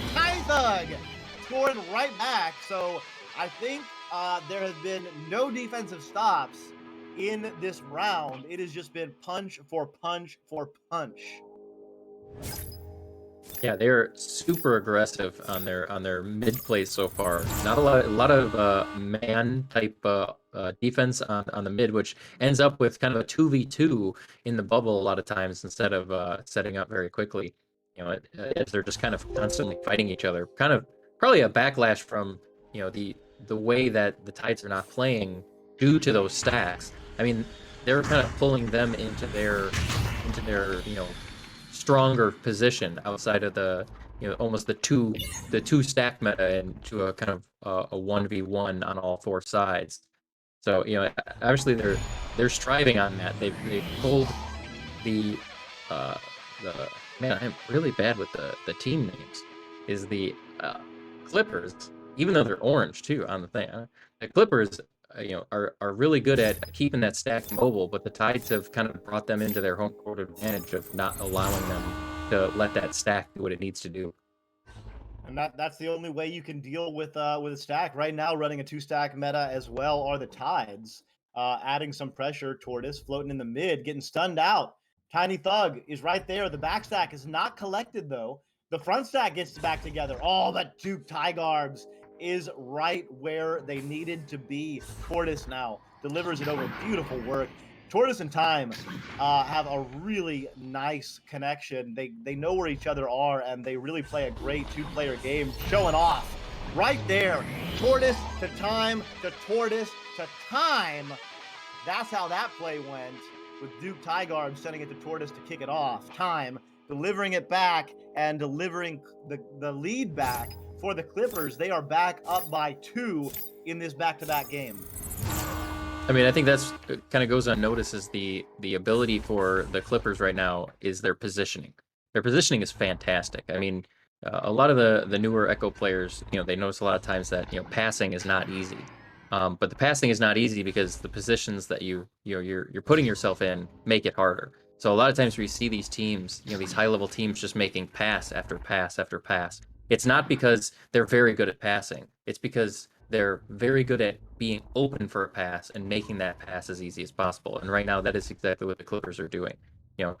When they move up the field, they're doing it cleanly and appropriately and not under pressure. So, that double stack meta that the Tides is kind of running right now is seemingly not fast enough to kind of keep up with that ability.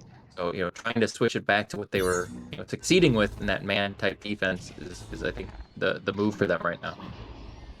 Yeah, well, it's definitely working out. Draco now clearing it through, maybe trying to pass there, or maybe trying to Kung shot, but it bounces right back to Time. Time over on the left side. It's going to be the Tortoise.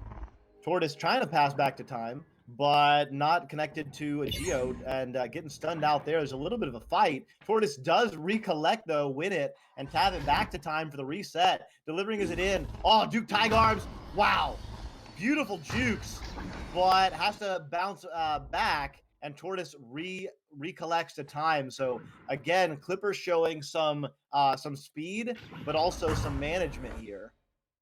Tortoise not able to collect that one, and Goran Jr. is going to send it back, but Time is right there. They have the disc again. Clippers with another opportunity. Going to pass over. It's going to be Tortoise. Two players, Duke and Duke and Breeze were causing a lot of chaos in the bubble, forcing the defense to be right there, and then Time just slipped unnoticed and got the beautiful delivery, finishing it up and bringing the lead back to 4. Yeah, at the beginning of this round, it was just kind of punch for punch, like you were saying, and now it's really slowed down. As I think the round winds down, they understand that they got to be a little more conservative with their efforts. So you're seeing the Clippers and the Tides kind of take their time a little bit more than they have been in the past. Oh no! Holy cow! That was an incredible save, and then almost a huge flub as the attempted clear went right off the shield and almost back into the goal. Able to clear it out, though, but the Clippers do get it back in hand, and they are showing that disc management with the left, right, and even happy to reset, sending it back. Although, yeah, well, there he goes, finding the open player. Time, though, jumping it. Goran Jr., or Draco Mako, rather. That's got a chance. Oh, that would have been an absolute huge finish. But we're going to round 4, the final and deciding quarter, 29-25. It's all on the line. Win or go home. Win and you're in the finals. Go home, and well, you know what that means. We'll be right back after this. This flag isn't backwards. It's facing this way because it's moving forward. Just like the men and women who wear it on their uniforms and the country it represents. They're all only meant to move one direction, which is why we fly it this way. On the flanks of the all-new Grand Wagoneer, moving boldly and unstoppably forward.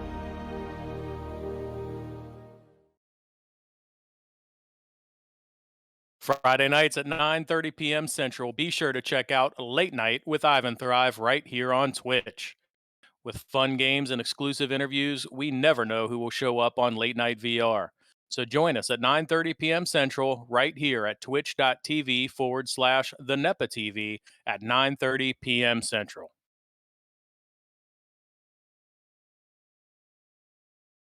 And just like the first match, we are going into the fourth quarter with a 4-point game, close match. Goran, Tortoise, Time, everybody getting in on the action. Let's see what we've got for the fourth quarter. Back to Doc Education and Phenom.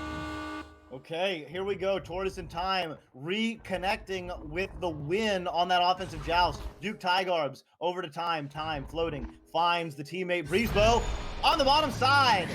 Immediate points for the Clippers. They are crawling, slowly creeping back up with their lead. They have a lead of 6, and right now, I don't know, Phenom, how do you feel? It feels a little tenuous. I feel like there's a little bit of pressure on the Tides right now. Yeah, I mean, you got to be able to pick that up. You know, throughout the game, Tortoise with 18 points, Goran with 17 points. So it's a dead heat between their two long shotters. So after that, it kind of just became a gruel. Any point they really had to work for as they warmed up and kind of found out how the other teams play. So right now we're waiting for again this brawling in the background that is kind of unseen. The ability to stop that, but it's really going to be who connects with the goal in the bubble this time. And a miss like that is not what you want in the last quarter when you're down by 6. It is absolutely not. This is the semifinals, and you are down by 6. Oh no! Oh no! Ooh, just a little bit wide. That dodged a bullet there for the Tides. But yeah, that was a big time miss. That could be within 4. So just got to keep pick up. Not keep your head down. And that's what Tiny Thug did there, off the head or the hand. Not quite sure. Something, some little piece, some little part of the garb of the Duke. And back within 4 are the Tides.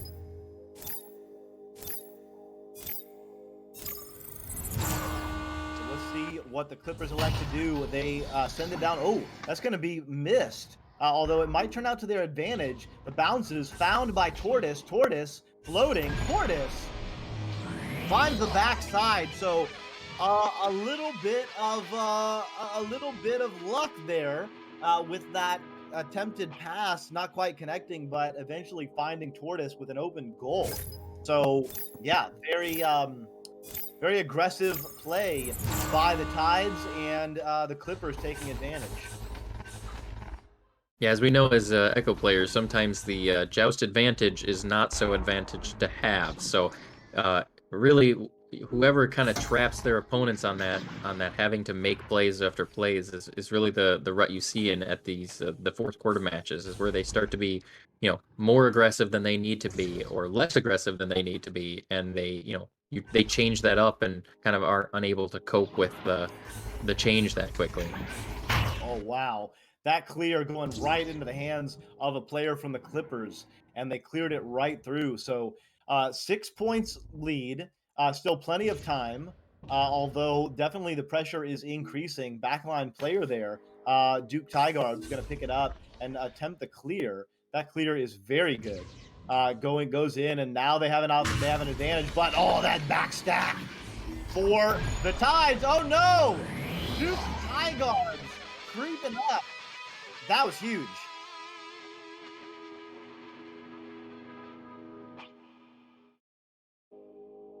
Phenom, wow. I mean, that looked like it was going to be a stop, and that it turned into a 3, and now it's a 9-point lead for the Clippers. Yeah, it seems that that's kind of been the new Toledo strategy on offense, is to really have someone up in the face of Paravallo, which I mean is a good strategy with how good of a goalie he is. So being able to drain a well-timed 3-pointer there is might be enough to just kind of give them the time that they need for the other team to lucky grab there by Draco. But yeah, they really need to capitalize on every single possession for the rest of the 3.5-ish minutes. That's a good way to do it. Oh. Wow, that was a bounce with a capital B. Goran Jr. absolutely capitalizing on that opportunity. I mean, that was basically no opportunity, and just finding that very, very difficult angle. Back within 6, absolutely a huge play. The difference between 9 and 6 is quite a lot, especially in terms of how you're feeling about it. So right now, the Tides just got to keep it up, and that's what they need to do. They got the stop, although it does float right into the hand of Breezebo. Breezebo over to time over the right side. Tortoise all with a slapper. No, just off the ding ring, and that's going to bounce back to Breezebo, although immediately under pressure, getting stunned out by Goran, and they will reset here. Yeah, I don't know if you've noticed, but they're seemingly having Duke Tigard stay behind the midline. I don't know if it's a safety thing, just to try not to take any threes, but they're becoming really unsuccessful at getting that disc into the bubble with that 3v4. I'm not sure that's the smartest idea, to be playing safe with only a 6-point lead. Yeah, and now it's a 4-point lead, and with 2.5 minutes left, I mean, that's an eternity in Echo.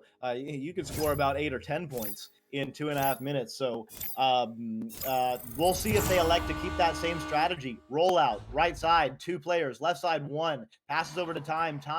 Moving up, not under pressure, but the backstack is coming. Delivers over to Tortoise. Tortoise making some jukes. Beautiful moves by Tortoise, but Goran Jr. able to get the stun out.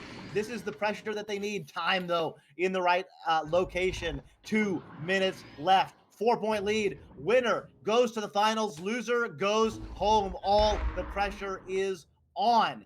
Goran Jr. in the area. Can they get it? Draco Mako flicking it through. It's going to be over onto the orange side of the arena. It's going to be Draco Mako getting stunned out by time, getting stolen, but right back in the hands, back and forth. The disc goes. Time with the shot. Oh, Tortoise collecting. Tortoise. Every time they've needed him, Tortoise has been there for them. Yeah, they needed that big time. I mean, with the way they're kind of playing, I was talking about changing up your style. Having Duke sit that far back, he's not really in the play. He's just there as kind of a safety net. So they're really assuming that the other 3 can take on the entire Tides offense there. So it's definitely a risky play. But they seem to be able to capitalize it, and with a minute left here and 6 points, I mean, this could still go either way. Absolutely. Paravallo in the area under a little bit of pressure. Tries to deliver over to Tiny Thug, but unconnected to Geo, and they got lucky there. They do have it under control now. Goran Jr., I don't know if that was a shot, but that was bold. No matter whether it was a shot or a pass, takes a lucky bounce. Yeah, Draco attempted to stun out the goalie there, and the goalie actually won. I think Duke won the 1v1 and was able to save that shot last second. That shows you sometimes it's about strategy. Sometimes it's just about a player being just a little bit better in that moment. Although right here, the Tides have a chance. Draco Mako has an opportunity, delivers it down to Paravallo. Paravallo pushing it back. Oh no. Wow. That was big. That was probably the last chance. 6-point lead, 11 seconds. Time is winding down. And just like that, the Clippers will go to the finals to face the Memphis Sounds in the first ever NEPA AAA finals.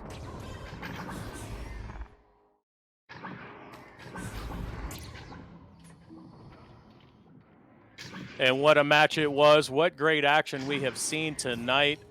The finals are set.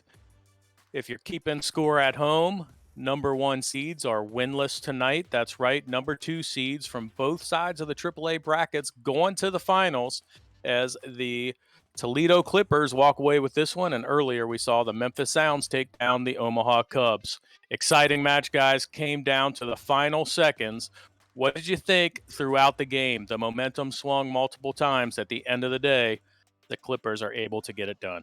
Yeah, I mean, it was we talked about it a lot, and I was watching the percentage stats here the whole game, and noticing is that the saves 14 to the Clippers, 9 to the Tides was pretty even the whole game until that last quarter and a half. Duke sitting with 8 saves, 14 total on his team. Piravallo with 5 saves. So the bubble defense, of that kind of punch for punch that they were looking for. They really started focusing up on defense, and I think that's where you started seeing a lot of the goalie punching technique. Was that these two goalies were doing so much work for their teams that kind of had to take them out of the moment. Doc, you know the drill. Phenom, you're new, so I'll give you a second to think. We always like to give a Player of the Game award. Doc, who really stood out to you as the Clippers walked away with this one? Well, I mean, I gotta give it to Tortoise. Really kicked it off and got the game started for the Clippers in the right way.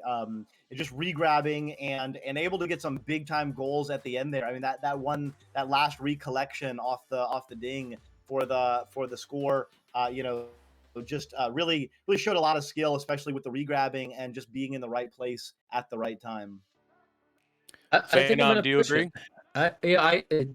it's a toss up. Tortoise has 22 points, 4 saves. Goran has 22 points, 2 assists, and but I'm really looking at time. 8 points that game, 6 assists, 3 saves. And for him, specifically knowing him, he does not stun very much at all, and he had nearly 30 stuns during that game. So I'm going to say time, just because of the amount of times that Tortoise had an open goal were either from regrabs or passes from time nearly that entire game. So I think time really from the back end facilitated the victory that the Clippers saw. Well, welcome to the team, Phenom. You're going to throw me under the bus and make me be the deciding vote on the first time out? Fair enough. Time, you played great. Goran Jr., if your team had won, it would have been hands down yours to win. I'm going to go back to Tortoise, though. You're right. Don't think he would have scored them all if it wasn't for him. But the way that Tortoise and Time came out in that first quarter and built the lead, that proved something they needed going into the fourth quarter. If they hadn't had such a good first quarter, going up by 12 points after the first, they never would have been able to hang on, as the Tides were able to work their way back into this thing. And later in the game, in the third quarter and the fourth quarter, when the Tides were getting that momentum going, I think it was the timing of Tortoise's shots there in the second half that really made the difference and kind of slowed things down when they absolutely had it. So I'm going to decide to vote and go with Tortoise. Getting everything that you're putting down, though, Phenom. Time played a great game as well, and those two stacks are about as good as I've seen all season long. Both of the matches lived up to the billing. Cannot wait to see this final. Folks, do not go far. We are only halfway through tonight's action, and it only gets better from here. That's right. The very first NEPA Pro Series semifinals are coming your way. We will be kicking things off here in just a few minutes as the Denver Raptors take on the number 1 seed Echo Club Kansas City. Expect more of the same and even better in just under 4 minutes. Do not go far. Charge your glass and come back for more great Echo action right here on NEPA TV.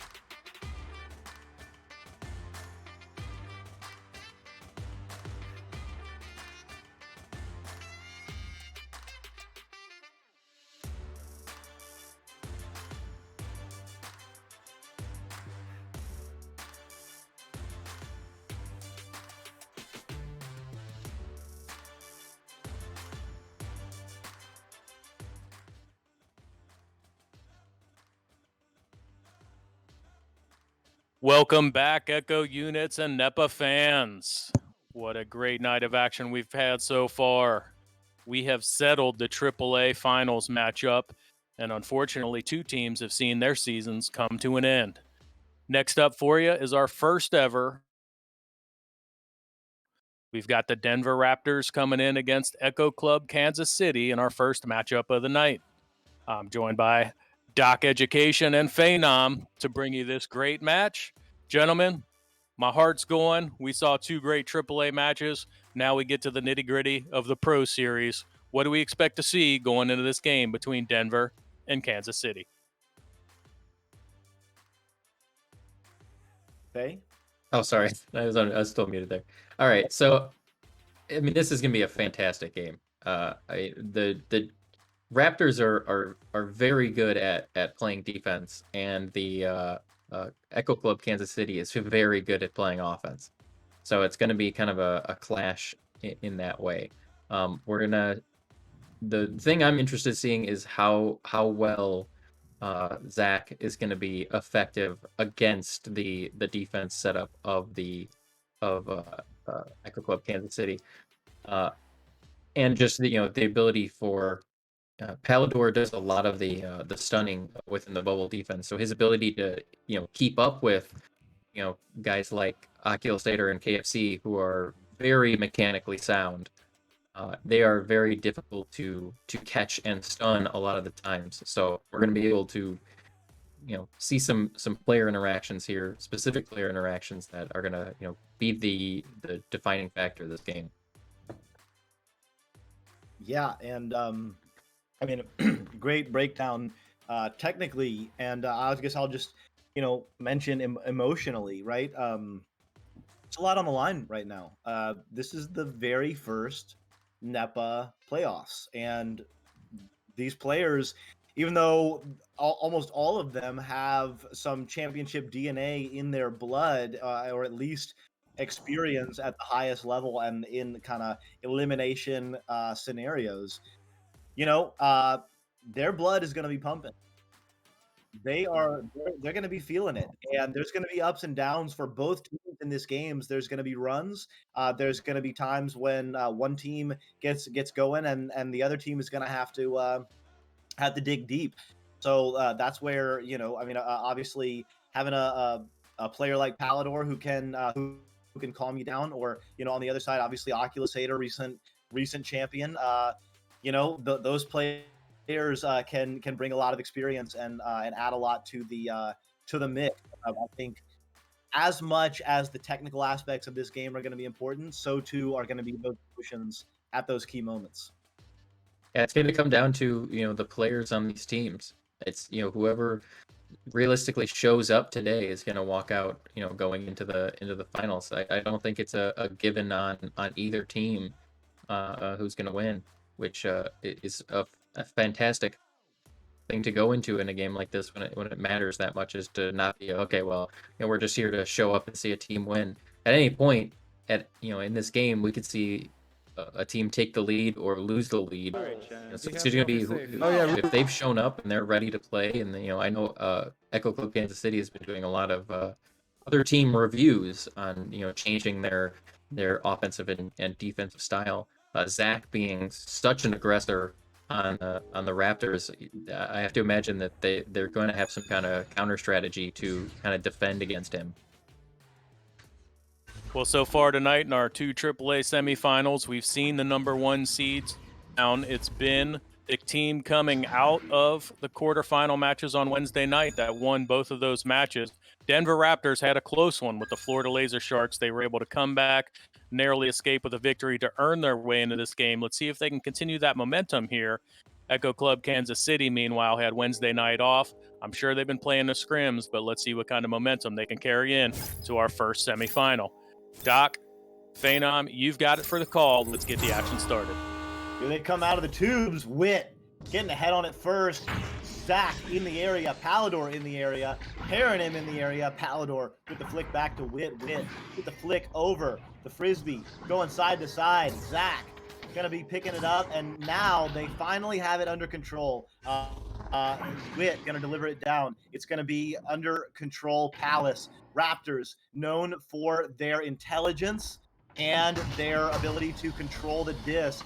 And here they're showing it off, moving it up slowly. Oh, Sweet Tooth with a save.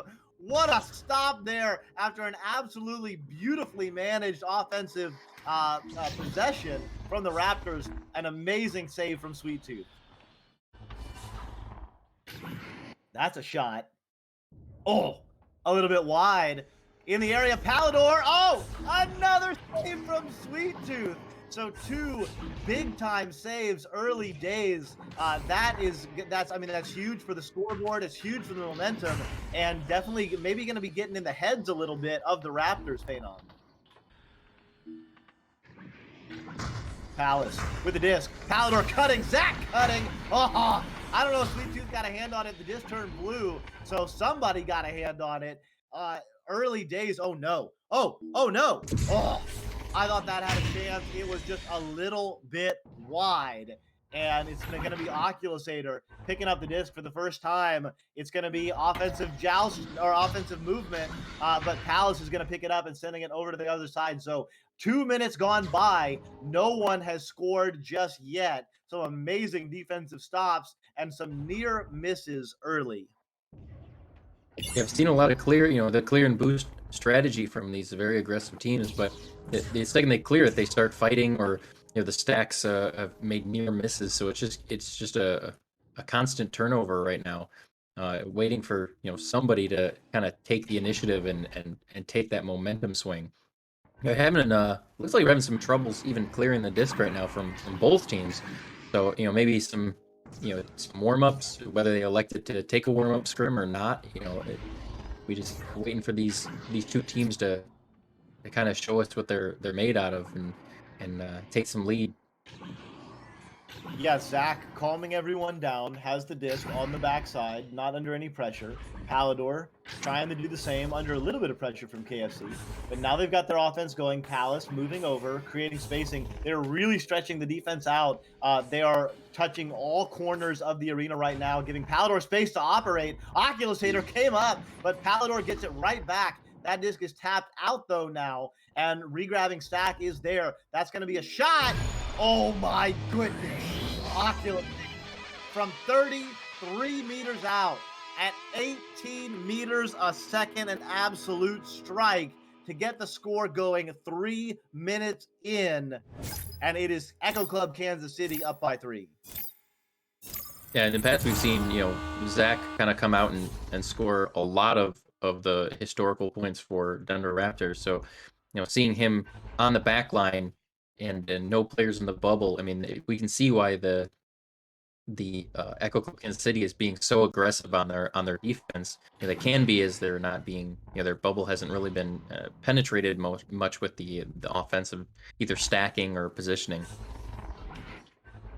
KFC over the left side, back to Oculusator. A little bit out of reach, though, and it's going to be no. Witt can't handle it. The disc is in a dangerous spot. That clear is going to be good. So Denver Raptors dodging one there, flying through. Palace is in the area. Goal is open for the moment. Can they get it? Oh, wow! Sweet Tooth and regrab to it, got it just before it went in, but couldn't quite save it. Tapped it in, and that's the first score for the Raptors. And we got ourselves a game now, Phenom. Both of the seals have been cracked. The scoring is open. We got the first offensive joust of the evening for Echo Club Kansas City. Yeah, unfortunate to see a goal like that.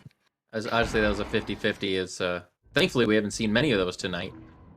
But hopefully we can really see the control of Echo Club Kansas City now as they're setting up a little more, and we do. Wow. Yeah, that first one was a real self-goal. That one was perhaps a trip to a town in Illinois. But here we go. It is 5-2, Echo Club Kansas City. Second offensive rollout of the evening for the Raptors. Witt getting stunned out. KFC and Oculusator adding a lot of pressure. That is going to be a bounce to Paranem. Paranem with the flick. Inside shot. and Echo Club Kansas City has got 4 unanswered points on a little bit of a run here. So this is the first little test of the Raptors, Phenom. I mean, 9 total points in more than coming up on 6 full minutes here is pretty unprecedented for these kinds of matches. So we're really looking at some very stellar defense from both teams. Absolutely. Although, look at that, Zach coming in just when needed, on time with the stun and the steal. That was huge. Every play in a game like this is absolutely huge. And look at that. Ooh, just a little bit low. So that would have been a huge 3-pointer for the Raptors. And now it's going to be an opportunity for Kansas City. Anytime you see, most of the time in Echo, when you see a disc floating by itself on one side, you can look at the other side and see a lot of fists flying. Yeah, there are a lot of fists flying for sure. A lot of saves. Oh, wow. Some absolute strikes for the Raptors, just barely missing. So the game the score could be very, very different. Dodging some bullets are the Echo Club from Kansas City. Some great defensive plays in goal and around goal for both teams early on that's kept the scoring low. But now it's going to be Zach W operating in space. No one's going to be there. And again, a near miss. So a lot of points left on the board for the Raptors. Yeah, absolutely. I mean, other than that unfortunate self goal, currently the board is showing no points and no assists on the side of the Raptors. So really need some time to do just this and kind of penetrate an entire team into that bubble instead of just the people that show up. Oh, that's a shot. Great regrab. Palace flings it out under pressure. It's going to turn into a great clear, actually. Disc is low, and it's going to be picked up by Kansas City.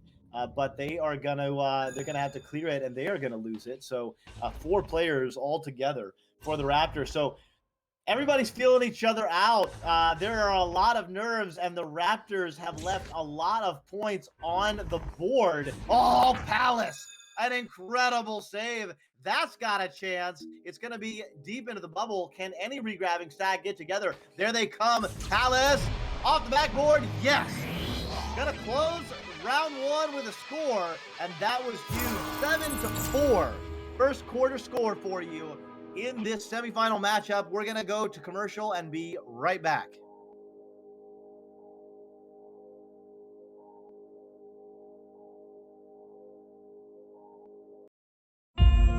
This flag isn't backwards.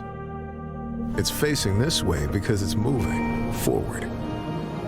Just like the men and women who wear it on their uniforms and the country it represents. They're all only meant to move one direction, which is why we fly it this way, on the flanks of the all-new Grand Wagoneer, moving boldly and unstoppably forward.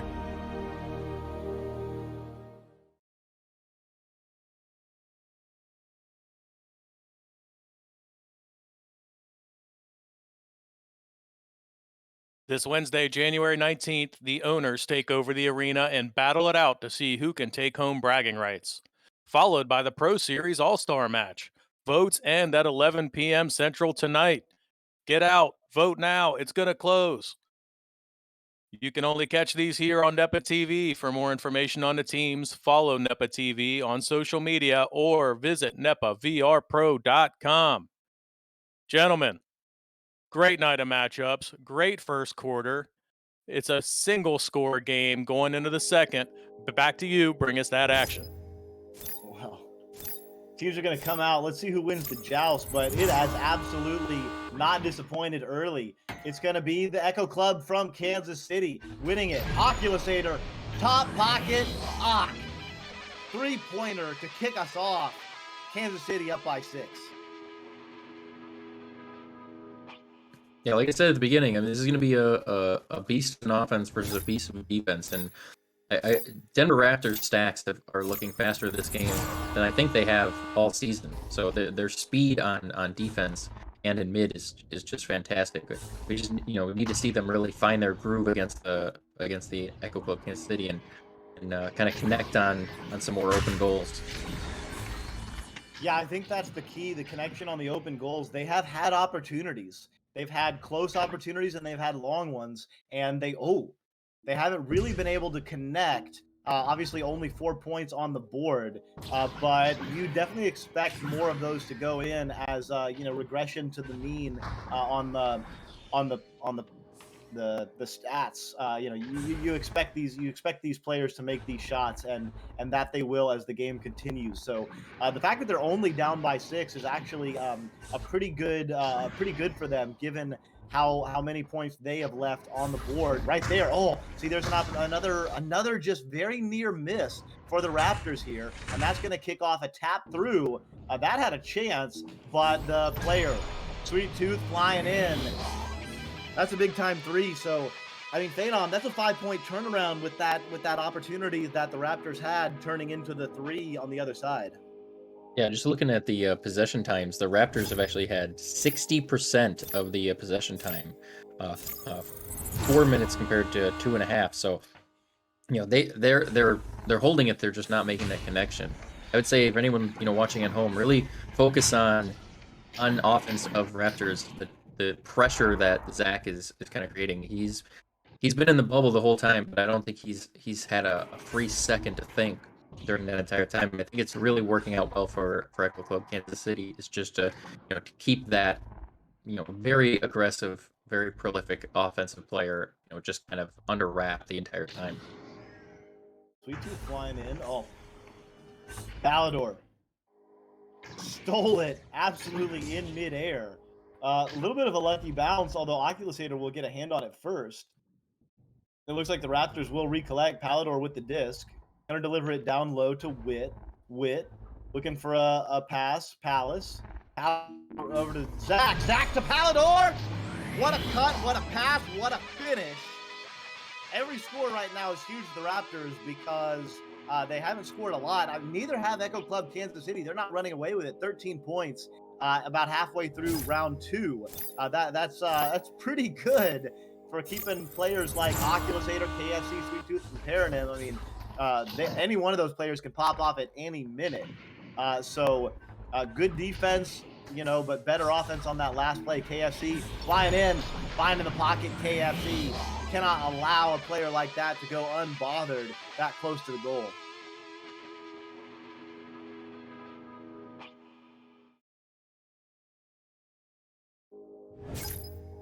So Son of Wines in the chat. What's up, Wines? Already calling it Brock and the Echo Club Kansas City. They got to get through the Raptors if they want to make it to the championship. And Wit and Co. Are definitely trying to stop that right now. On the floor, Palace looking for a pass. Not under any pressure, though. Palador looking for a pass there. Finds one. Zach! Can't lock down a player like Zach forever off the head of Sweet Tooth. And they are rolling now. I've already scored as many points as they did in the first quarter, halfway through the second. Yeah, if their defense keeps up and their offense, ticks it up a couple notches, they'll be back in this game in no time.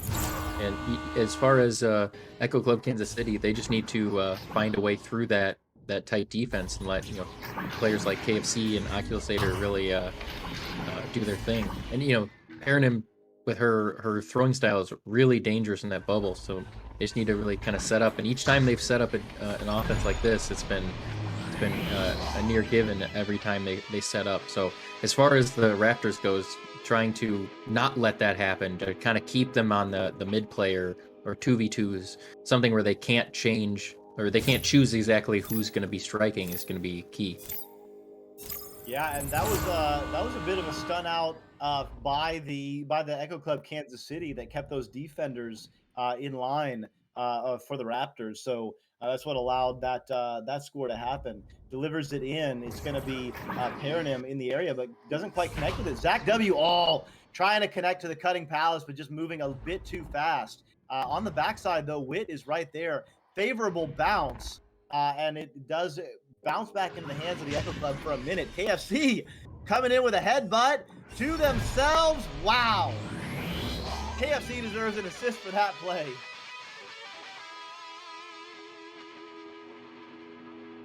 If you didn't see it, here it comes. KFC headbutts it from the mid and then collects their own headbutt for the finish. That was a really beautiful play with the headbutt and the finish. Now with the disc. Oculus Hater. Oh no. Oh no. And just like that, 5 quick points, and Echo Club has their biggest lead of the game at 14. Yeah, this is exactly what Raptors are not wanting in this situation. You know, to hold off a heavy scoring team an entire quarter and almost all of this one, and then to kind of lose it. It's really difficult to stop that kind of progression when you just have these players that are able to take these very long shots and hit on goalies a majority of the time. So early test, Sweet Tooth, just dodging a bullet there. But right back in the hands, Sweet Tooth passing it over to KFC. KFC getting stunned out. This is absolutely crucial that they not allow a goal from Echo Club Kansas City, which is exactly what happened. Now 16. Now it's 16 is definitely feeling like a big lead, especially given that you've only scored 8. So it's really twice the score that you have had in 2 full rounds. So when you're not scoring a lot, a lead like 16, even with as much time as there is, starts to feel like a lot more. Yeah, going from 7-4, 4-7, I should say, to 8-24, they have quadrupled their score from the first round. Yeah, so let's see how Raptors are going to respond. Look at that. Zach W. just very calmly says, hey, look, if you're not going to put a defender on me, I will put the disc in the goal. And they've got 10 more seconds once this timer goes down. So let's see if they can put a little bit of pressure, maybe score again. But even that little score is definitely huge. 14 feels a lot better than 16, and 10 feels a lot better than 8. 5, 4, 3. Can they get it? They've got an opportunity. Flings it in. Oh, Sweet Tooth was there. Round 2 is over. First half is over of this semifinal matchup between Echo Club Kansas City and the Denver Raptors. 24-10. Echo Club Kansas City is up. We're going to go to a commercial and be right back.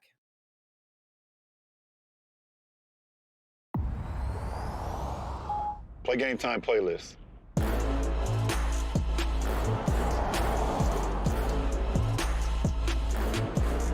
There are those that show up to the game. There are those that change it forever.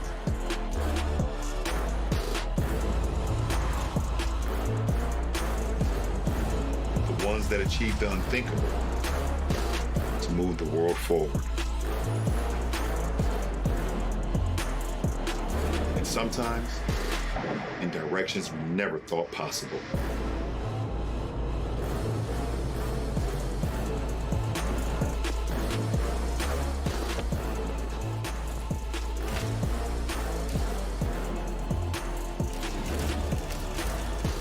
Introducing the world's first all-electric super truck, the GMC Hummer EV pickup.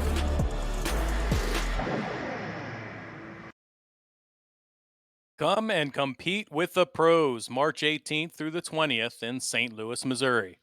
This one-of-a-kind event is supporting the Special Olympics and hosted at Busch Stadium's exclusive Redbird Club. With multiple brackets, side activities, and more, this will be the LAN event of 2022. Go to NEPAVRPro.com for more information.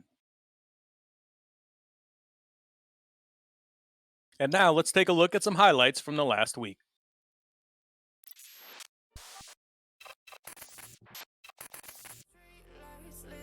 Five, 4, 3, 2, 1. Can't be afraid to leave this out. We got this far, don't know how. I see danger in your eyes. They know we'll burn down the night. Coming just like the sunrise. You know that we're gonna light it up tonight. We're gonna light it up tonight. We're gonna light it up just like the sunrise. We're gonna light it up.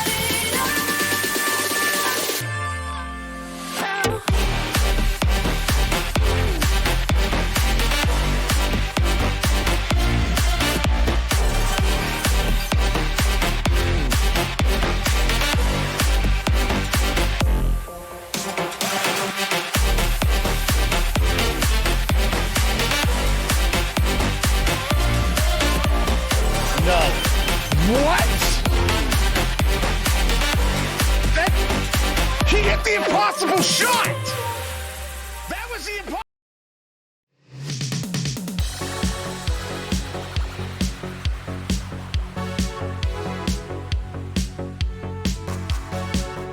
Hello. 110%, guys. Got to outwork your opponents. Let's go. 3, 2, 1, fight!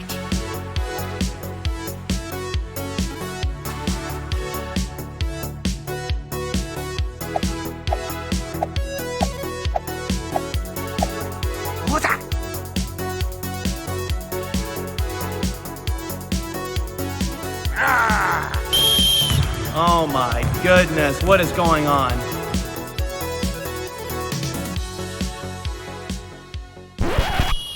What are y'all doing, man? Come on.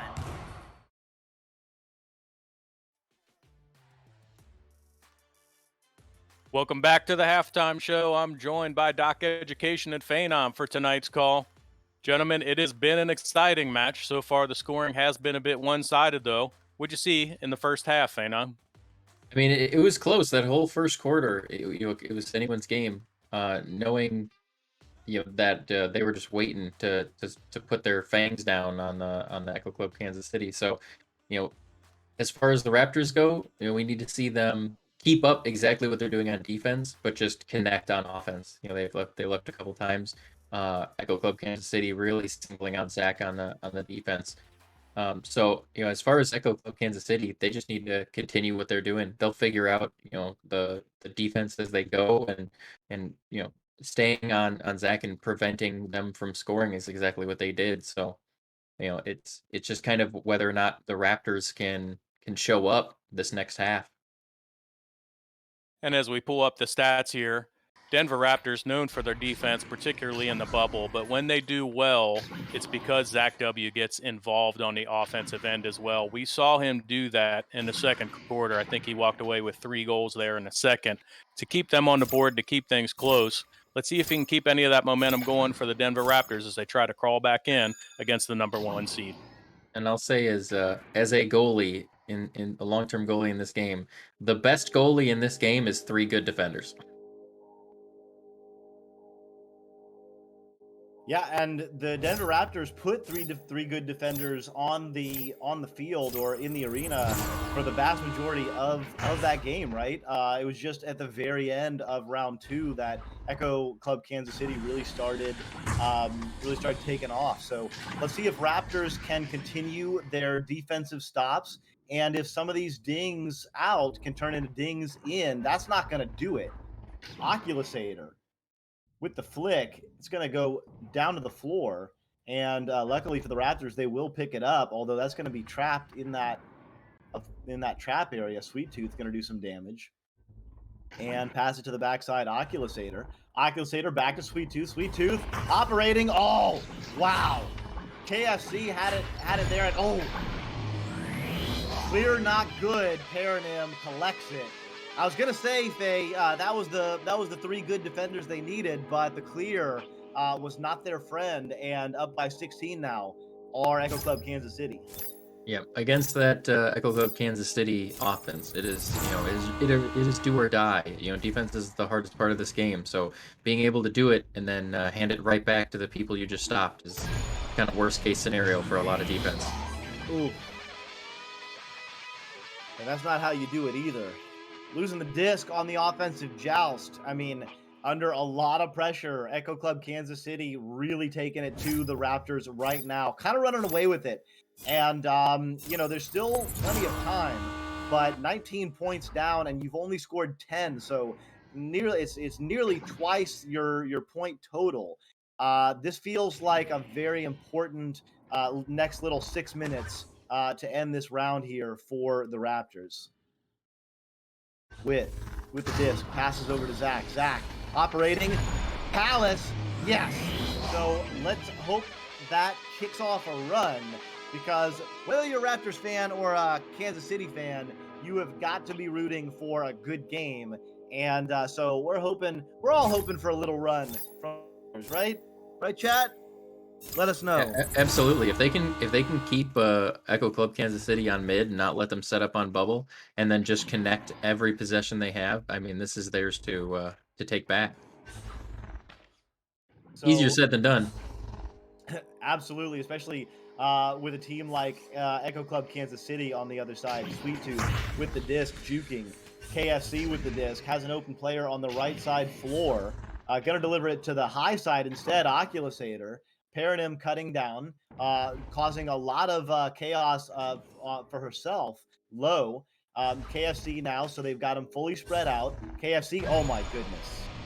Well, not quite sure what happened there. Left the goal open way too long, and that's a big-time 3, up by 20 now, Kansas City. That's the risk of being a super aggressive offense. Sometimes you just let that one moment slide by, and with these players, especially KFC and Oculusator and Sweet Tooth and Paradigm, I believe all on CV1. You know, the long shots are kind of a given for most of these players. Yeah, absolutely. I mean, that was almost a gimme for KFC. Palace with the disc, back to Palador, down to the right side, Wit over to Palace again. Oh, but they were just a little too close. One player pairing him, able to do defense on both. So they will have to reset and attempt to re-stretch out the defense. The regrabbing stack from KFC and Oculusator causing some problems, but the Raptors are moving it up slowly. Oh, Zach, not able to hang on to it. And all of those great passes are for naught. It's going to be Sweet Tooth. Sweet Tooth will take a shot, absolutely. Yeah, there again on the offense, we saw, you know, I think it was Wit with the disc and only Zach inside the bubble. So we had, you know, both Palador and a Palace sitting behind the disc, hoping that, you know, Zach can pull something off. They really need to start, you know, relying less on Zach, because the Echo Club Kansas City is really aware of that, and they're just kind of, you know, making devastating progress against their offense.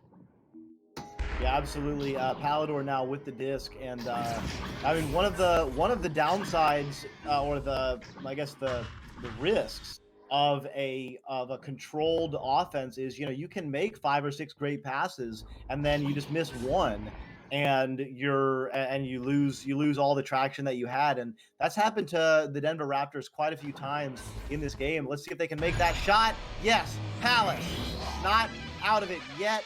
3 minutes left in this round. Let's see how close they can get, if they can crawl back, but it's going to take a lot of hard work if the Raptors are going to get back in this game. Yeah, I mean, we're in postseason, so we're not too concerned about point differential or anything like that. It is win or lose in this situation, and being in the second half, almost into the fourth quarter, 20 points down, is going to be a tough look on the Denver Raptors right now. Yeah, Palador with the flick, but there's no regrabbing stack for the Raptors, and the Echo Club Kansas City is just in too many places with the stacks that they have. Oculusator doing work. Oculusator on the floor. Oculusator, 22 points up. Echo Club Kansas City.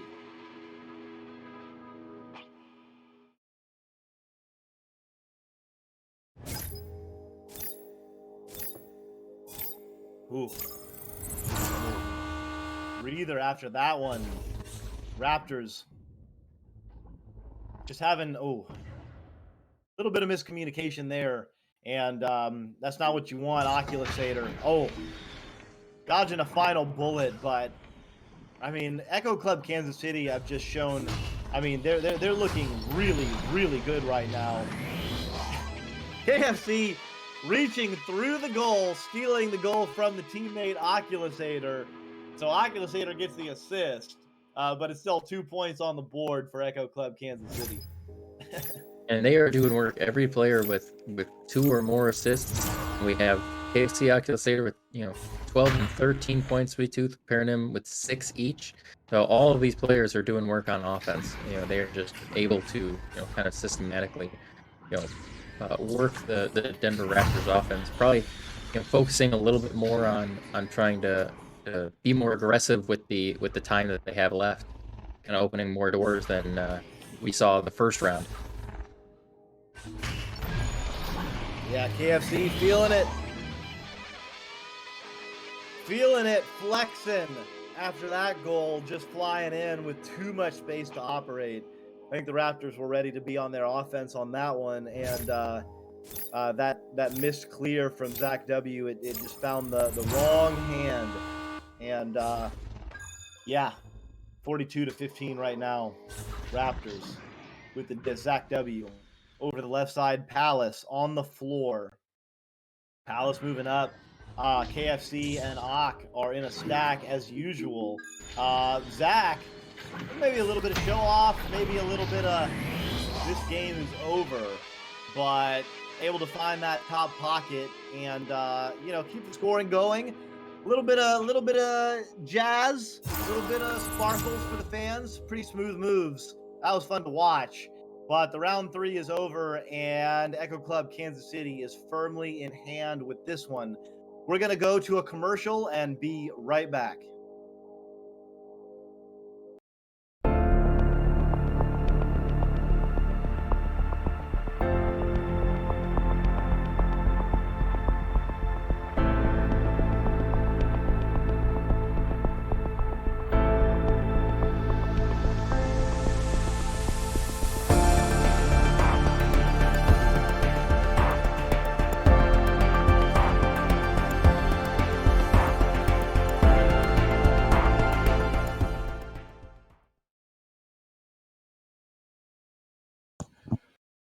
Friday nights at 9:30 p.m. Central, be sure to check out Late Night with Ivan Thrive right here on Twitch.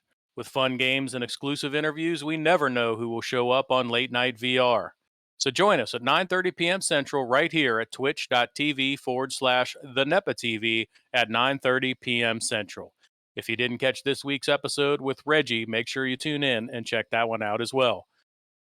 Well, gentlemen, game seems firmly in hand. Echo Club Kansas City showed up.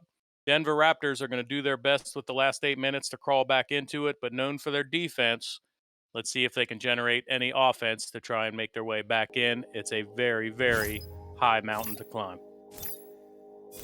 Yeah, 25 points down. And I mean, Phenom, like, what do you do as a player when you're down by that much with this little time left? I mean, it's tough when, even as a captain, you have to, look at the scoreboard and the time you have left and be like, hey guys, we have 8 minutes to double our score and then we still lose. So, it's tough, as a player, but, we've all been playing this game a long time. We know, this situation well. So it's just you gotta, kind of steel yourself and tell okay, well then now it's just, I'm not sure that was intentional or he just fell into the goal there. I think KFC is having some fun, and why not? I mean, this game, the game is a game, and the game is for fun. So, Oculusator gonna take a flick. Oculusator gonna take a flick. KFC gonna take a flick. KFC. Hey, still 1 point in the positive at least. That was good. 45-19.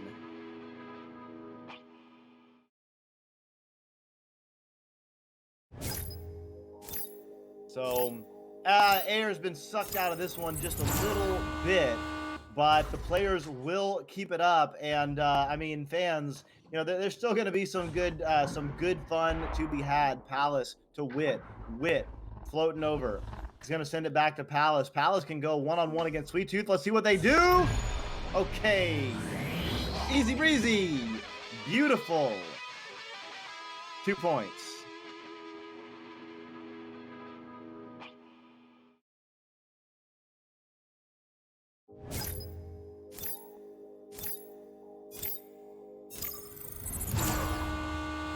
Offensive joust. Echo Club. KFC. Geo. Flying in. Palace. Oculusator.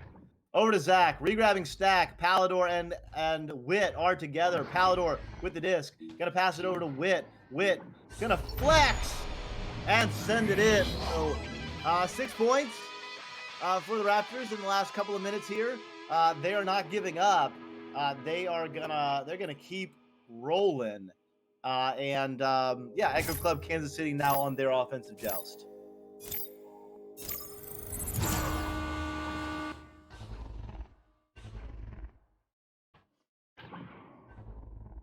Okay.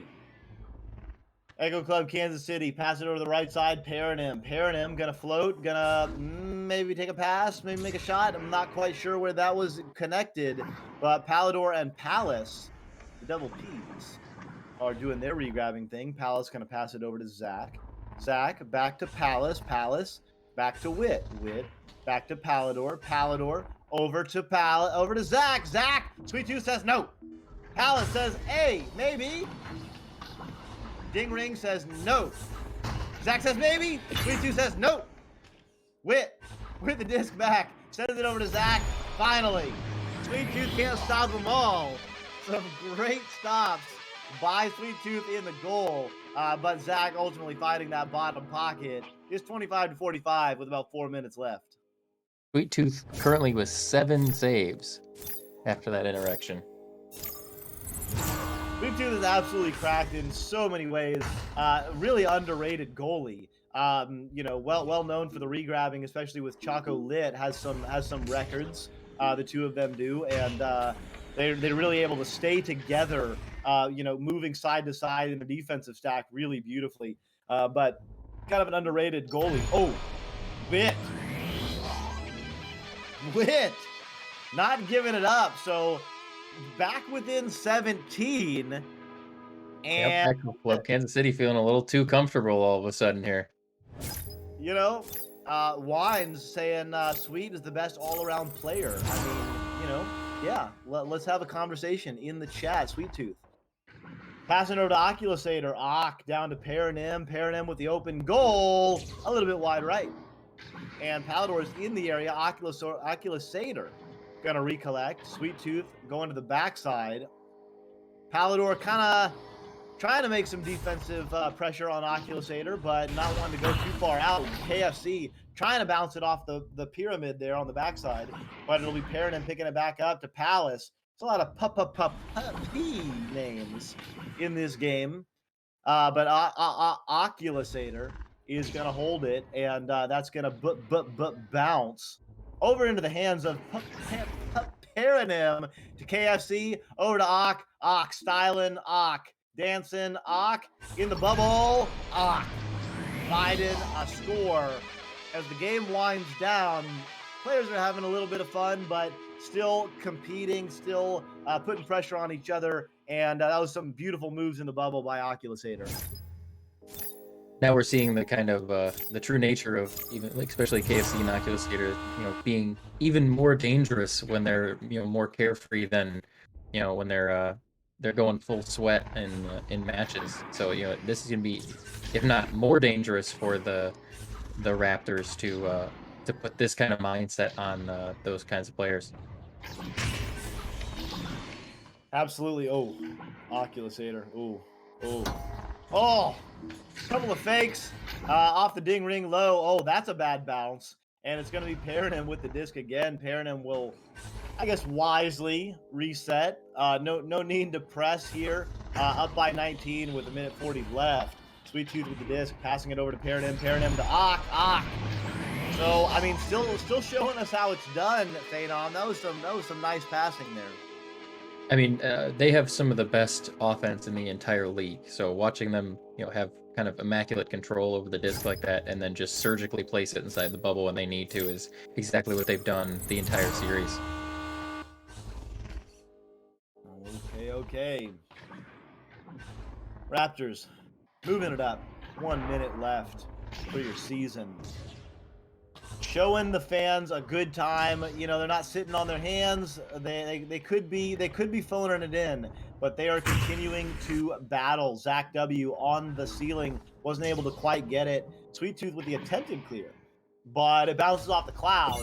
KFC gonna pick it up. Palador never gonna give you up. Never gonna let you down. That is my man Palador, and getting stuffed though. That's gonna be Oculusator. Ocula delivering 28-52. That might be the final score as the clock winds down, no need to call the rest. We can just thank both of these teams. It's been a great season to watch the Denver Raptors, their evolution. Great to see Palador back in the arena. Looking for beautiful things from him and the Raptors. As the next season progresses and however NEPA unfolds and continues. But right now, all credit goes to Echo Club Kansas City. They are your winners. They are going to the finals to face the winner of our next match, the Orlando Cyclones against the, help me out, Kings. The Kings, of course, the New York Kings. So congratulations on KFC comparing him.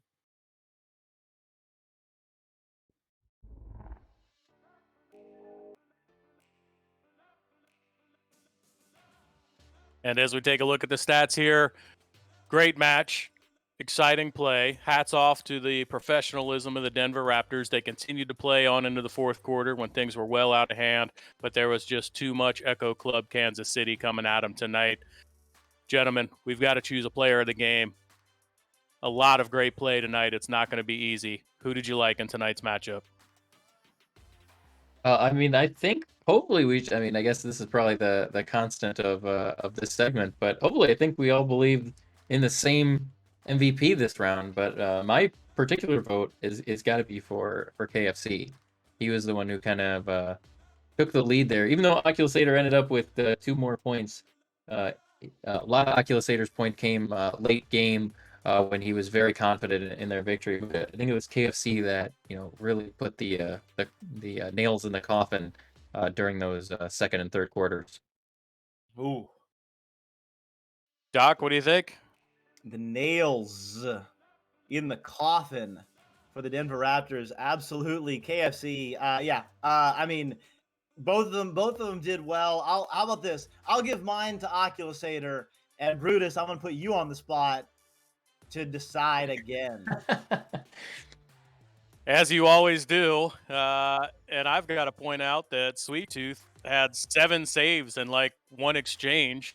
But when you've got a team that's playing that well, how do you choose just one player? I don't know. I'll back it up with the numbers and also the timing. I think you're right. If I think back on it, KFC had 3 3-pointers in the third quarter. When we went into halftime with Denver Raptors kind of crawling their way back in, I think those 3-pointers really made the difference and made the fourth quarter as irrelevant as it really was. As well as everybody played in the fourth quarter, I think things were over by the end of the third, and really that had a lot to do with the scoring from KFC. So we'll give KFC the player of the game for this matchup. But again, Echo Club, Kansas City, hitting on all cylinders right now. We are going to check out the second semifinals. New York Kings taking on the Orlando Cyclones. They both better be ready to take on this Echo Club, Kansas City. They have punched their ticket to the finals 1 week from today. You're not going to want to miss that matchup, and you're not going to want to miss this next match so we can see who Kansas City is playing in those finals. Do not go far. Saturday night, our finale, New York Kings, Orlando Cyclones, coming back at you. We will be right back.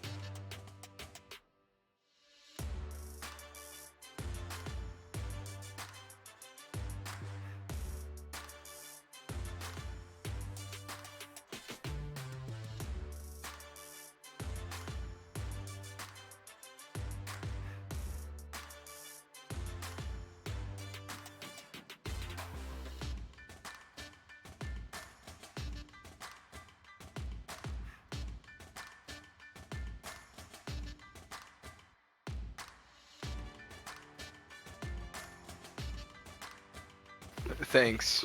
Is my mic good? Yeah, we've got you loud and clear here. How you got me? All right, perfect. Oculizator, you guys came out hitting on all cylinders and did not take your feet off of the gas. What did you do to prep for tonight's matchup? We just did a normal warm-up scrim, and we kept in mind that our previous matches, Denver Raptors, we beat them twice already, and we just did the things that we did right the previous times, and we worked on the things that we didn't do right. When we looked at, like, when you look back at the VODs and you realize our weaknesses, we just worked on those. Well, what you did certainly worked, so I hope other team captains that are listening are taking notes on that. You guys certainly played really, really well. You wouldn't have shown up as the #1 seed if you hadn't all season. How has the season treated you? This is our first time going through a NEPA Pro Series and your first time competing as a professional in the playoffs.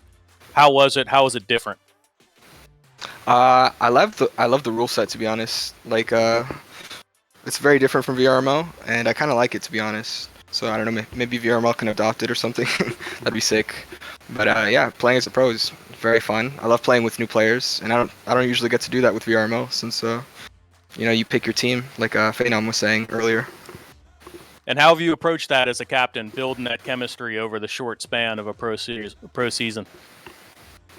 How do I build the what? How do you Chemistry? build that chemistry over the short time of a pro season? Just scrims, to be honest. There's nothing much you can do. It's just play, practice. There's no secret to it. It's just a lot of people don't want to do it, and it's just practice. All right, Sweet Tooth had a great night in a goal. What'd you see out of him? Sweet Tooth is nasty. Oh my gosh, he is crazy. He's absolutely nutty. He got like one save, he tossed it out. He got another save, and it was like the same possession too. He got like 3 saves, and then the 4th one they finally score. Honestly, our defense is like heavily reliant on that guy, and if he's popping off on defense, oh my gosh, yeah, it's game over. Yeah, and how does that motivate the rest of the team? Obviously, you and KFC both popping off on the offensive end, but you've got to build off of that energy from D. Oh yeah, it's crazy. He gets a save, we're screaming, KFC is screaming, Paranim's screaming, we're like, yeah! But then we get scored on and it goes down. But you know what? Whatever, dude. Those saves are crazy. Yeah, indeed, and it was a great match. You guys were hitting the throttle for sure, and it was super, super fun to watch. Now we get to watch another matchup. We've got the New York Kings taking on the Orlando Cyclones.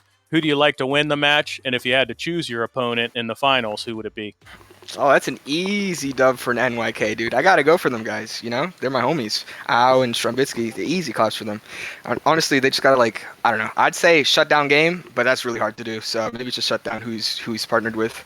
And, yeah. Oh, who would I want to go against? Shoot. Probably NYK, because I'd love to rub it in Strum's face. Indeed. Well, we will soon find out if you're going to get that chance. Again, congratulations. You won the first ever pro playoff game. So hats off to you and the rest of the team. You guys enjoy your night. Enjoy this next match. And we'll see you a week from tonight to see who takes home the championship.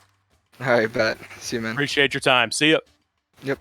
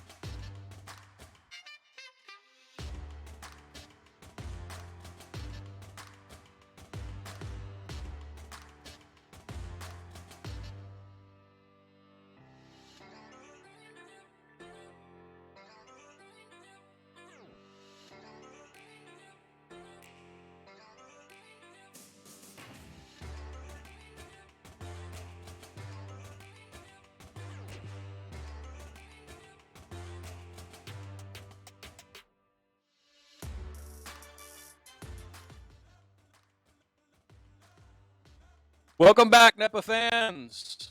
We have our first finalist set. Now we get to see who wins the second semifinal and who is going to face off a week from tonight in that final game against Echo Club Kansas City. We've got the New York Kings going up against the Orlando Cyclones, who check in as the number 1 seed, had a phenomenal season, but the New York Kings coming in hot after a blowout win against the Dallas Knights on Wednesday night. We should have some great action coming your way. I am joined by none other than Doc Education and Phenom, who are going to make the call for tonight. Gentlemen, what do you see on these rosters? What do you expect in the matchup? Go for it, Doc. Oh, well, I mean, what do I see on the rosters? I see a lot of masterful players. That's what I see. Obviously, Strembitsky on the left side of your screen. We just saw the teammate Oculusator from the former New York Kings, VRML Season 4 champions, and now obviously that roster has a different name, but the New York Kings of NEPA, headed by Strembitsky. So we heard from Oculusator, obviously, a little bit of pumping up of the teammates also. Wanted to rub it in the face a little bit, so I'm sure Strem, has some similar things to say on that. And on the other side, I mean, we got Gabe, we got Rosie Hope, we got Acorn, and we have the Netmaster, who's actually Saluna. And we got to ask because, is it Saluna 22? Netmaster is apparently Saluna's dad's headset, Netmaster 22. So I'm thinking like, what's 20? What is the 22? What's the 22 reference? But anyway, yeah, I mean, and they're amazing players across the board. This is going to be absolute fire from start to finish. I agree. I mean, all of these players are fantastic. I mean, we have, Strembitsky, probably one of the best players all around in existence. First pick, as captain for New York Kings, and then obviously Game on the other side. So Titans are absolutely clashing right now, and I think it's really just the ability for Cyclones to have the kind of pre-built chemistry that they had, coming from Ace in VRPL. I mean, these players had already played together, so the chemistry was on the easy side for their team. Whereas Strembitsky and Green Pigeon and Ao and Jiggy, they did not. Some of those players had very rarely played with each other, so they've had 9+ weeks to build up that chemistry, and we've been able to see it through the series.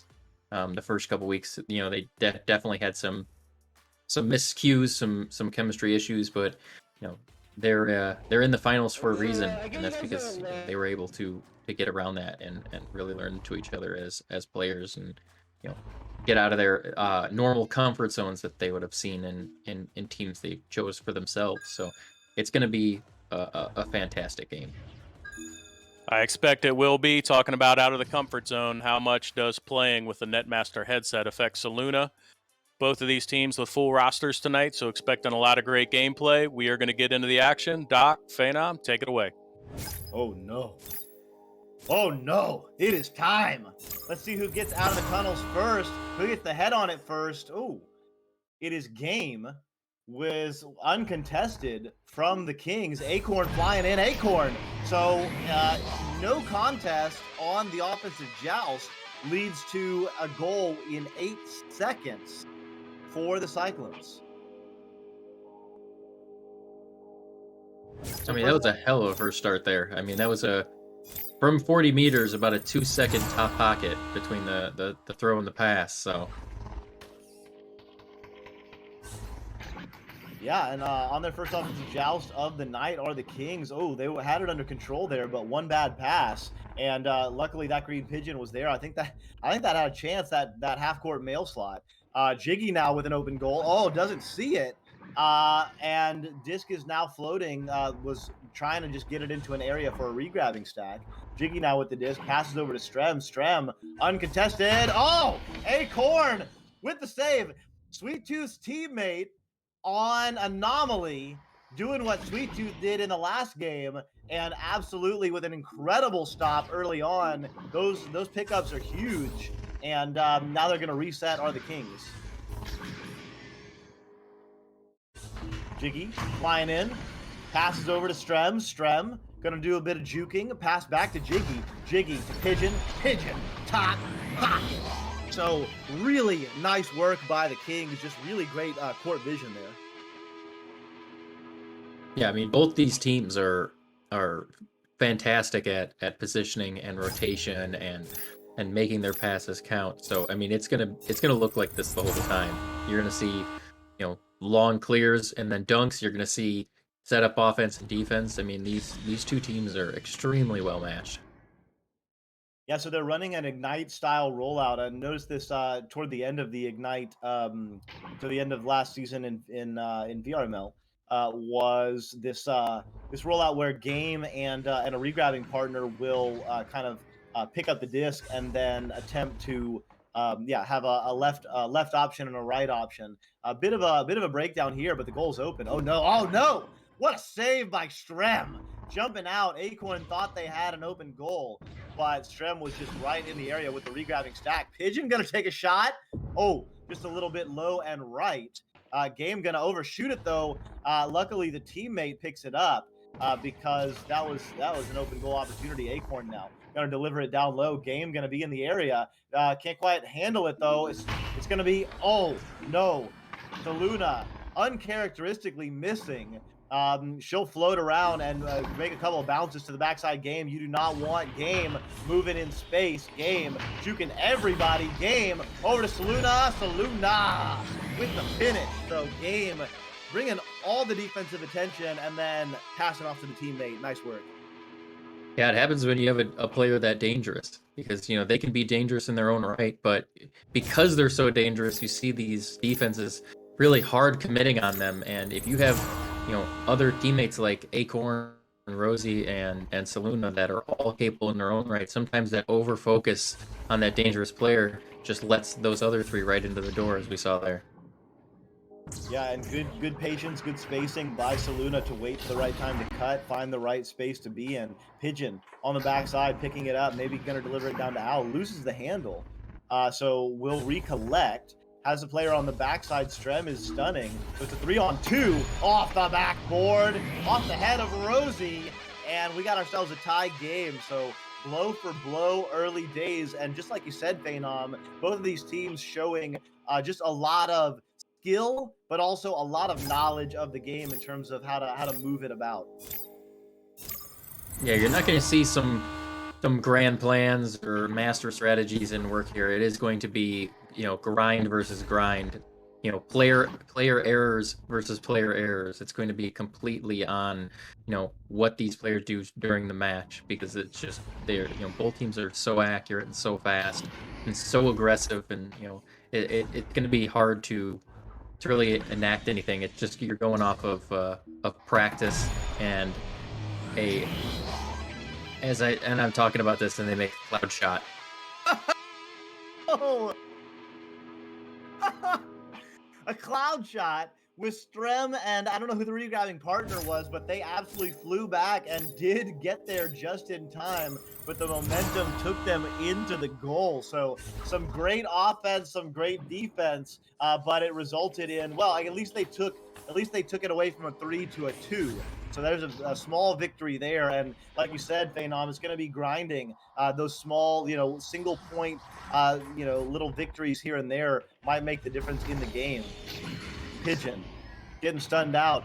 Saluna and Game regrabbing together. Netmaster is, in fact, Saluna, playing on a different headset.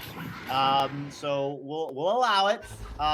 Rosie Hope flying in. Rosie with the beautiful juke and finding the top pocket. So Orlando Cyclones getting the first back-to-back goals of the evening, and they are now up by 2 goals, 4 points.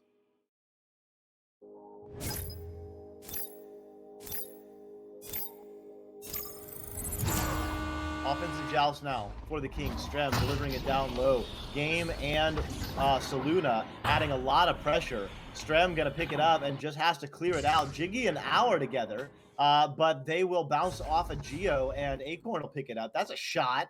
Oh, just a little bit wide right. Pigeon picking it up, sending it over, but who is there? Acorn and Rosie. Acorn sending it over to the right side. It's game over to Saluda. DeLuna showing some moves on the backside and flicking it in. So a beautiful assist by Game, and they're now up by 6. Hey, it's just coming down to these, little, great plays by little mistakes that that switch out between everything. So left side rollout. Jiggy gonna send it over to the right side. Pigeon has Al low. Does deliver to Al. Oh, Rosie cruising out of goal, making an absolutely huge stop. So early days, there have been a couple of really big saves. One by Acorn and one by Rosie. Pigeon now gonna have a little window. Gonna deliver it a little bit high. Oh no, Strem absolutely punking Game. I don't know if Game didn't see Strem or didn't respect it, but the Reaper, Strem, stealing it and slamming it. I mean, you could see the physicality on that in the replay. I mean, he got down, grabbed that disc and got down so fast that it had to be a jump.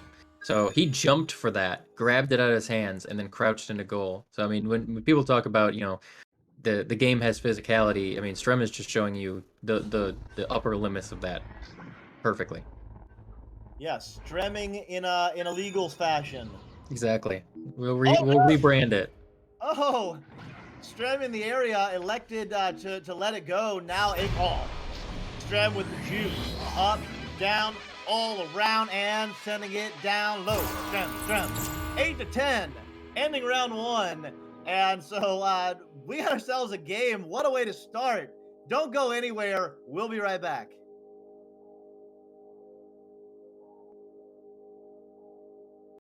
One American with a burning desire to save the world from high prices. He is the stuntman that saved the world. A man that brought the world together because of his love for Honda. One man with 4 wheels strapped to a parallel twin engine. The stuntman that saved the world. Get your favorite Honda motorcycles, ATVs, and side-by-sides today at Holzhauer Pro Motorsports in Nashville, Illinois. This Wednesday, January 19th, the NEPA owners take over the arena and battle it out to see who can take home bragging rights. That's followed up by the Pro Series All-Star match. Votes end at 11 p.m. Central tonight. We got just over an hour and a half. Go now, go vote. Get to discord.gg/NEPA to get your votes in. You can only catch these matches here on NEPA TV. For more information on the teams, follow NEPA TV on social media or visit nepavrpro.com. We are ready for our second quarter action. We've got a 2-point game coming out of the first quarter. It's been back and forth. The stars of the game are carrying the action and bringing it all to you. Back to you, Doc and Phenom. All right, here they come. Strem this time does contest, gets the disc, though Rosie and Acorn are right there. That's a beautiful clear, and it's going to be game. Oh, what a save! Holy cow! I think that was Al. And wow. So some incredible defense early on from both teams. Rosie with the disc, juking, not under any pressure, so just kind of calmly moving. Now on the station. Going to wait for the teammates to get into the best location. No one's on Rosie, so she'll move up forward. Passes over to Game. Game flying in, floating, very comfortable as always. Going to maybe pass to Rosie wide open. Oh, no. Pigeon picks it up. There's a 3-person regrabbing stack. No one for the Cyclones. And a couple of uncharacteristic mistakes by Game. One to get the disc stolen by Strem, and the other to get stolen by Pigeon. And that's 5 points as a result for the Kings. Yeah, I mean, you can tell the skill level of these players, just the amount of speed switch that they can, go from being, okay, we have to be very controlled right now, to in a split second, no hesitation, being, going and doing something like regrabbing back to the disc at high speeds as quickly as possible without even a second thought. So kind of steal a rock climbing term, dyno is the ability to just go from that static spot to a a quick play, and that's what we're seeing. Just these dino moves from both these teams the second they have an opening.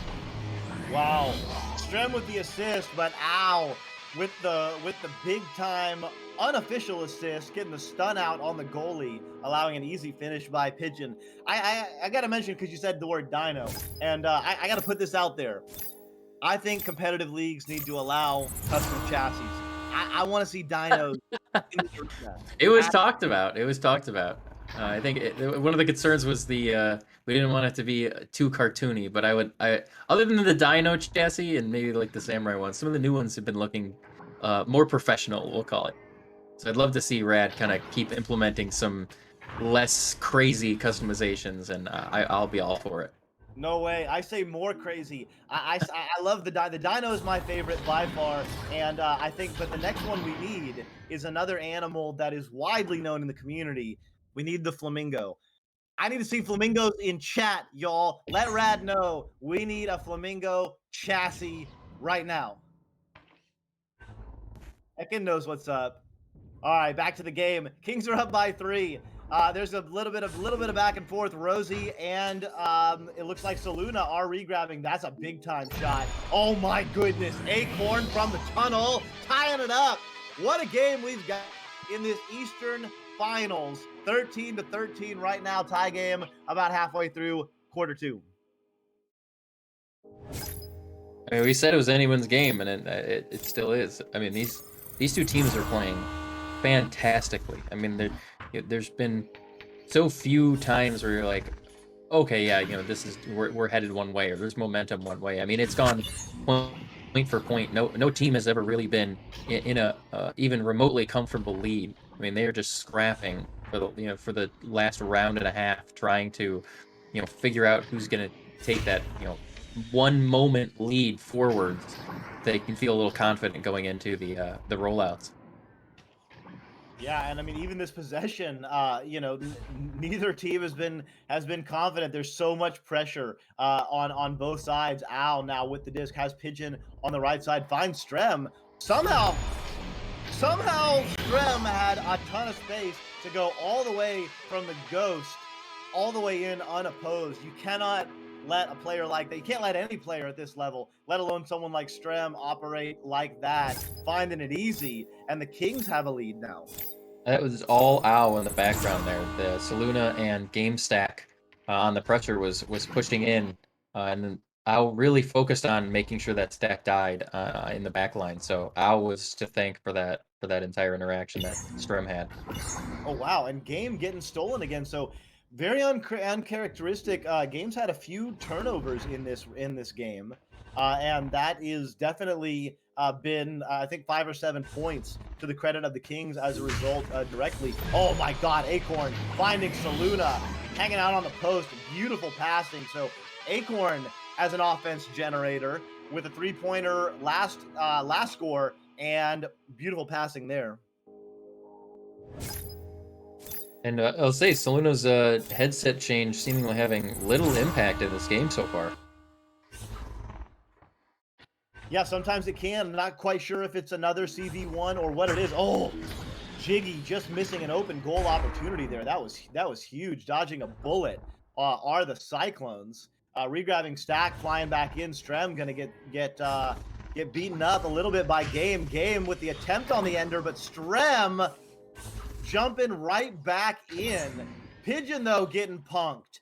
And it is Saluna who is doing the damage. Game flying in, so beautiful stun and steal by Saluna. And then the dimer to the flying Game. Cyclones back up by 2.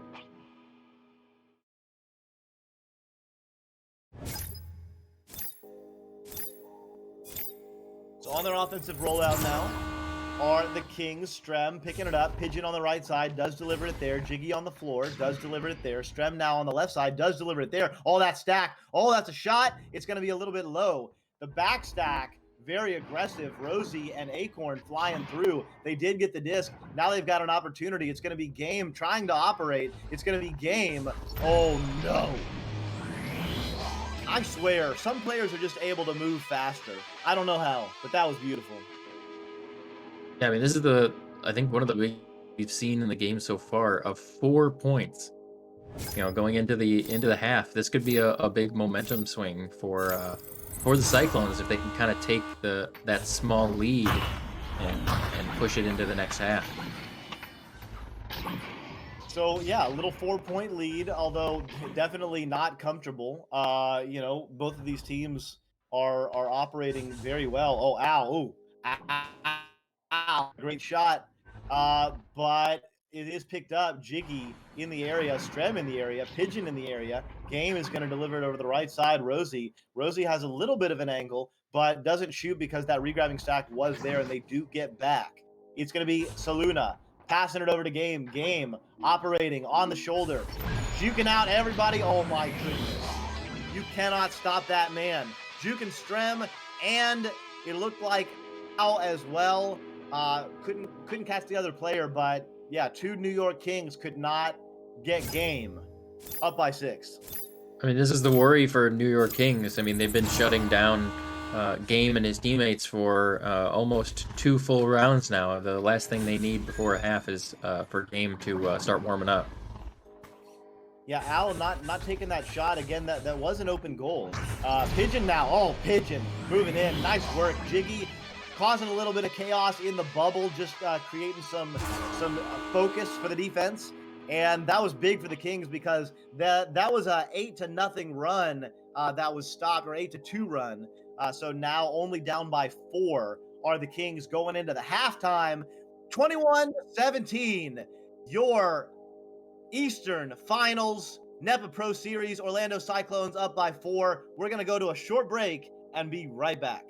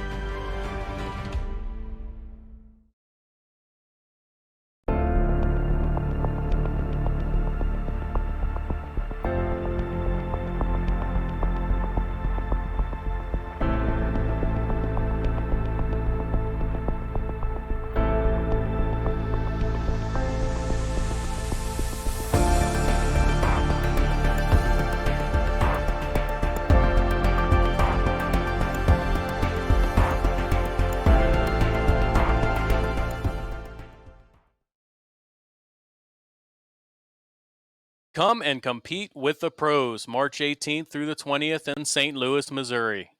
This one-of-a-kind event is supporting the Special Olympics and hosted at Busch Stadium's exclusive Redbird Club. With multiple brackets, side activities, and more, this will be the LAN event of 2022. Go to nepavrpro.com for more information.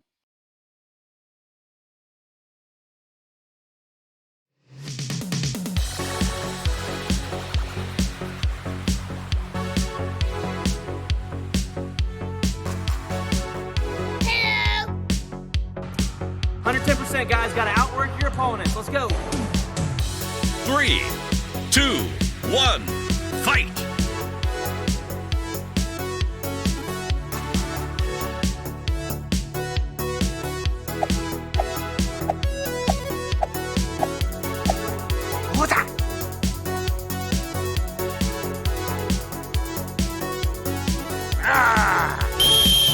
Oh my goodness, what is going on?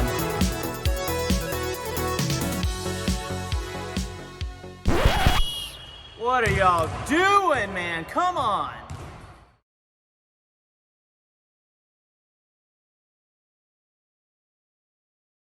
Back, what a match. It is halftime of your Eastern Conference Finals.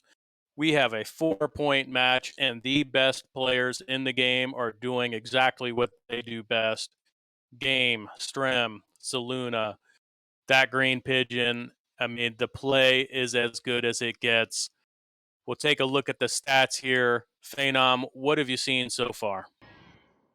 I mean, in the best way possible, professional Echo. I mean, if you want to see what Echo is going to look like. Yeah, I mean, you're looking at it. These are two teams that are so closely matched, that are playing, out of their minds right now. It's not, chasing around discs. It's not, juking all over the place. It is teamwork at its finest from both teams, seizing any opportunity that they can to score or to steal or to stun. I mean, this is what, Echo Arena, looks like at the highest level. And for people like me, we can only dream of playing this well. But when you get this group of players together, they've had the entire season now to get their chemistry going. The communication has to be tight because the passes are where they need to be. The stacks are not only moving quickly, but they're getting together quickly. It seems like defense is recovering when it needs to. Just an all-out, even matchup of great, great play.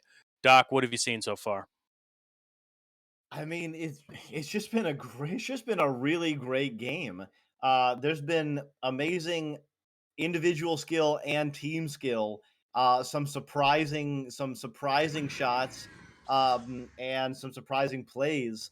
But I mean, it's just been a lot of fun to watch. And I mean, it's very close. Only 4 points difference, and it could be 4 points the other way, or the score could be very different if a couple of different things had gone a couple of different directions. I mean, some beautiful saves by Acorn on one side, and Rosie. Rosie's got 4 saves.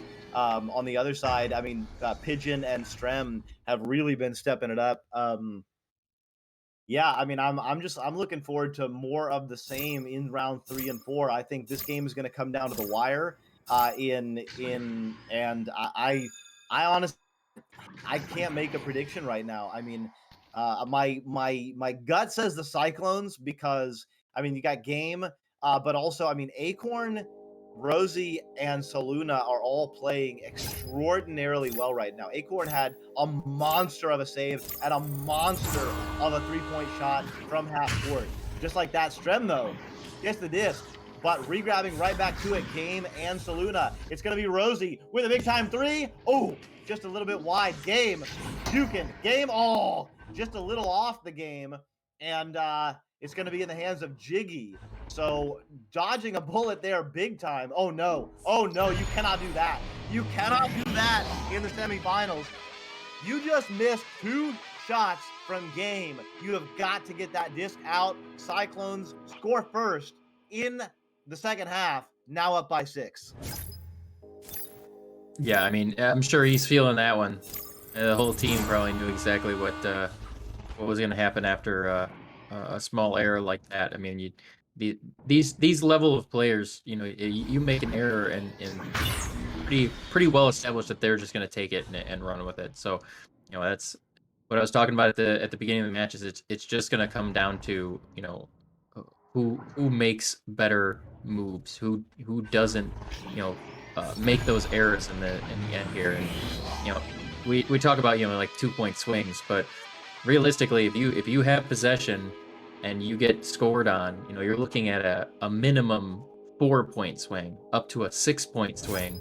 When you go from having the disc at their bubble to getting it thrown back and put in your face. So that's how we see these games go from a super close match for an entire first half to an absolute way. I think that's what the Kings really need to do, is just kind of find themselves and play exactly like they've been playing the whole game. Yeah, absolutely. Rocktor, you nailed it. Acorn, wow. Woo!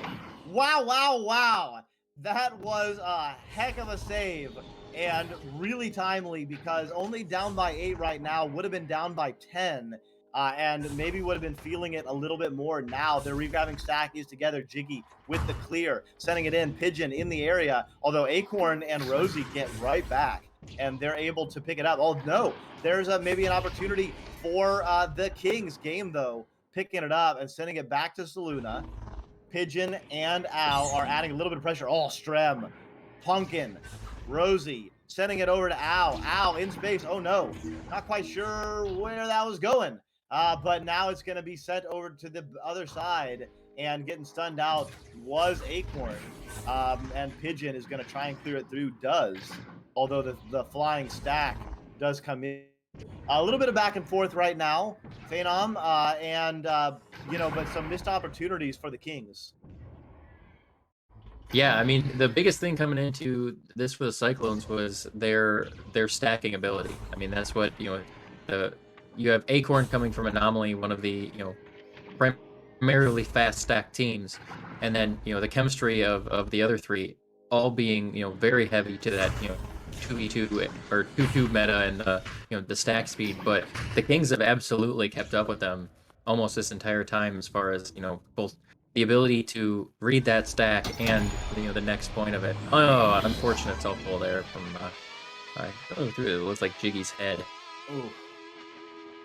Big time tough.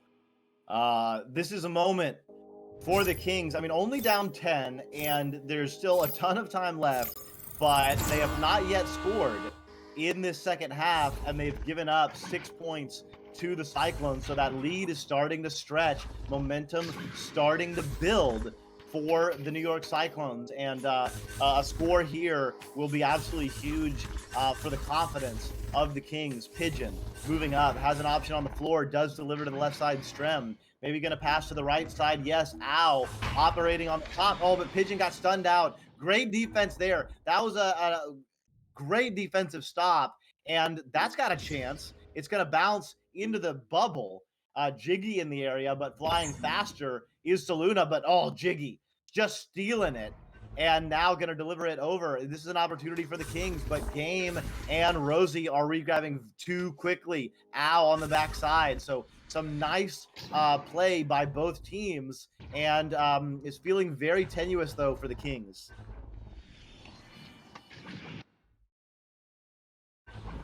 So Acorn delivers it over to Rosie. Rosie in the area. Maybe going to pass down low. Alex for a back pass to Acorn. Acorn back to Rosie. Rosie over to the net master. Saluna getting stunned out. And that's going to be tapped out. Strem and Co are regrabbing. Ow.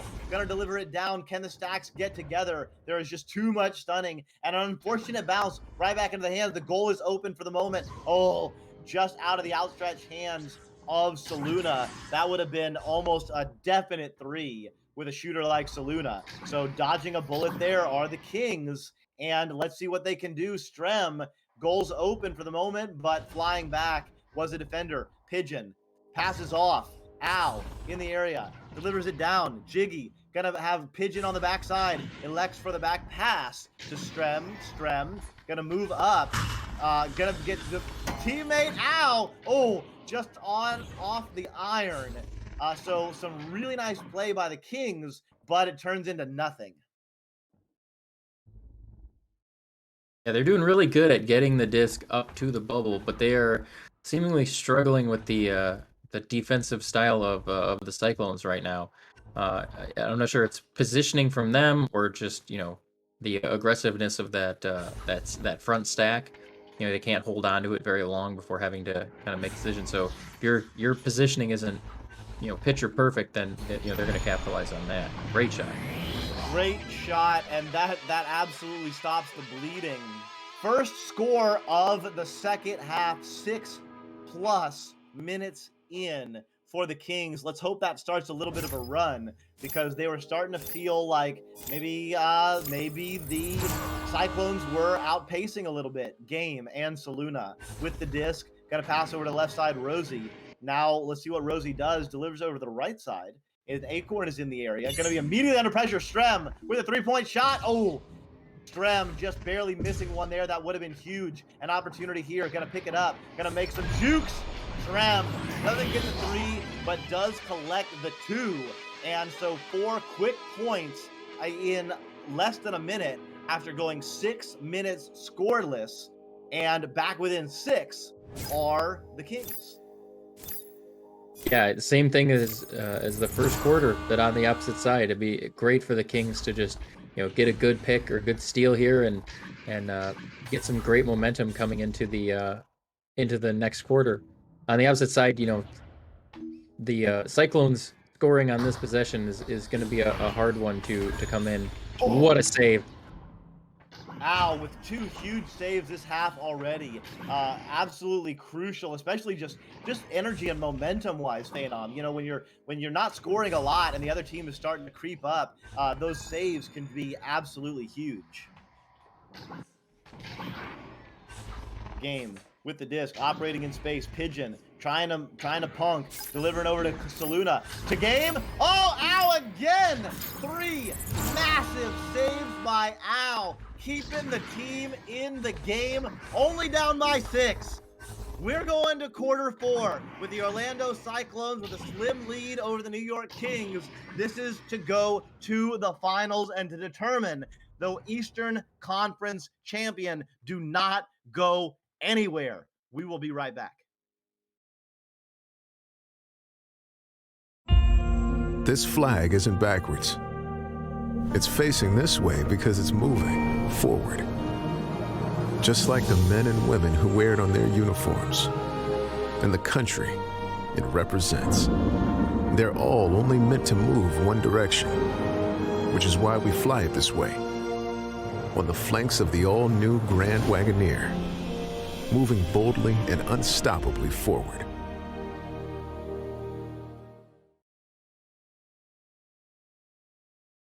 Friday nights at 9:30 p.m. Central. Be sure to check out Late Night with Ivan Thrive right here on Twitch. With fun games and exclusive interviews, we never know who will show up on Late Night VR. So join us at 9:30 p.m. Central right here on twitch.tv/the NEPA TV at 9:30 p.m. Central. And now to the fourth quarter of the Eastern Conference Championship. One of these teams will have the chance to face off against Echo Club Kansas City. Let's see who it'll be. Fourth quarter, 6-point match. Back to Doc and Phenom. Strem with the disc, delivers it up. Pigeon picks it up. Jiggy with the goal open, looking for the back pass though. Floats down, and by that time the door had closed. Over to Al. Al over to Pigeon. Pigeon, top pocket. Yes. Beautiful casual flick at 16 meters a second. And New York Kings start off the fourth quarter absolutely the way they needed. They are within 4. Yeah, it's not so much just the scoring part, but you know, in Echo, having that joust advantage is not really advantageous. So, you know, pushing them immediately onto their heels is exactly what Kings needed to do to kind of help cement that lead, closing the lead from the Cyclones. Yeah, and just like that, the defense has won, getting the disc back. Jiggy on the top side, Strem moving to the backside. Beautiful pass over, but Strem was picked up. Oh, Jiggy off the backside. Oh my. Somehow missed the dunk. Do my eyes deceive me? Did it go straight through the goal? I gotta watch on the replay. Yeah, I just watched it in the replay. He dunked it into the side of it, and it kind of pushed him back there. So he just hit so dead center in the pocket that it actually like ricocheted him backwards. Well, lucky to pick up the 2, and now back within 2 are the Kings. 6.5 minutes left. We got ourselves a game, delivering it over to the Netmaster. Saluna getting stunned out. Ow. Delivering it down. Pigeon maybe going to clear. The stacks are together, so the clear is good. Oh, it takes a funny bounce, but they do redirect well. Strem with the disc. Gonna make a beautiful back pass. And now it's Al under pressure. Gonna deliver right back to Strem. Strem operating in space. Rosie! Oh my god! Oh, Strem! Rosie defending with the shield. Somehow getting the save, but then Strem following it up with the slam to tie the game. 27-27 with 5.5 left. Oculusator in chat saying, let's go. Let's go, Rosie, with the beautiful tap. Game flying through. Ow, oh no. Game. Big time 3. First score of round 4 for the Cyclones. So a little bit of a scoring drought there. 2.5 minutes for the Cyclones, but now they have scored and they are back up by 3.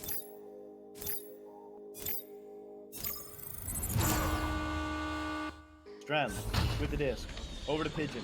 Pigeon has Jiggy open on the left side. Game and Saluna both getting stunned out. A little bit of momentum.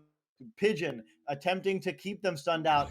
Pigeon is keeping them stunned out. So there's an opportunity here, but Rosie shutting the door. What a save. Absolute maniacal play by Rosie. That was huge because Pigeon had two players stunned out in the background. That was a power play for the Kings. Now, Saluna moving up, passing it over to Game. Game juking. Game bringing all the defenders out. Game passing it over to Saluna. Saluna with the tap. Saluna with the pass. Ow, with the save. Ow, keeping the team in the game. Strem delivering it down low. And wow, what a defensive possession from both teams. Rosie on one side, Ow on the other. Now, Kings under control. Ow with the disc. Has Strem on the backside. Stuns out Rosie.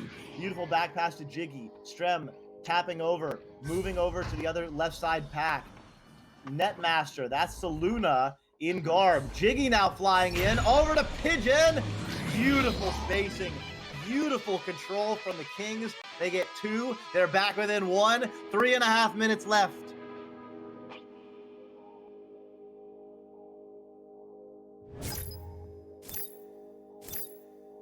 Coming after this Eastern Conference Finals.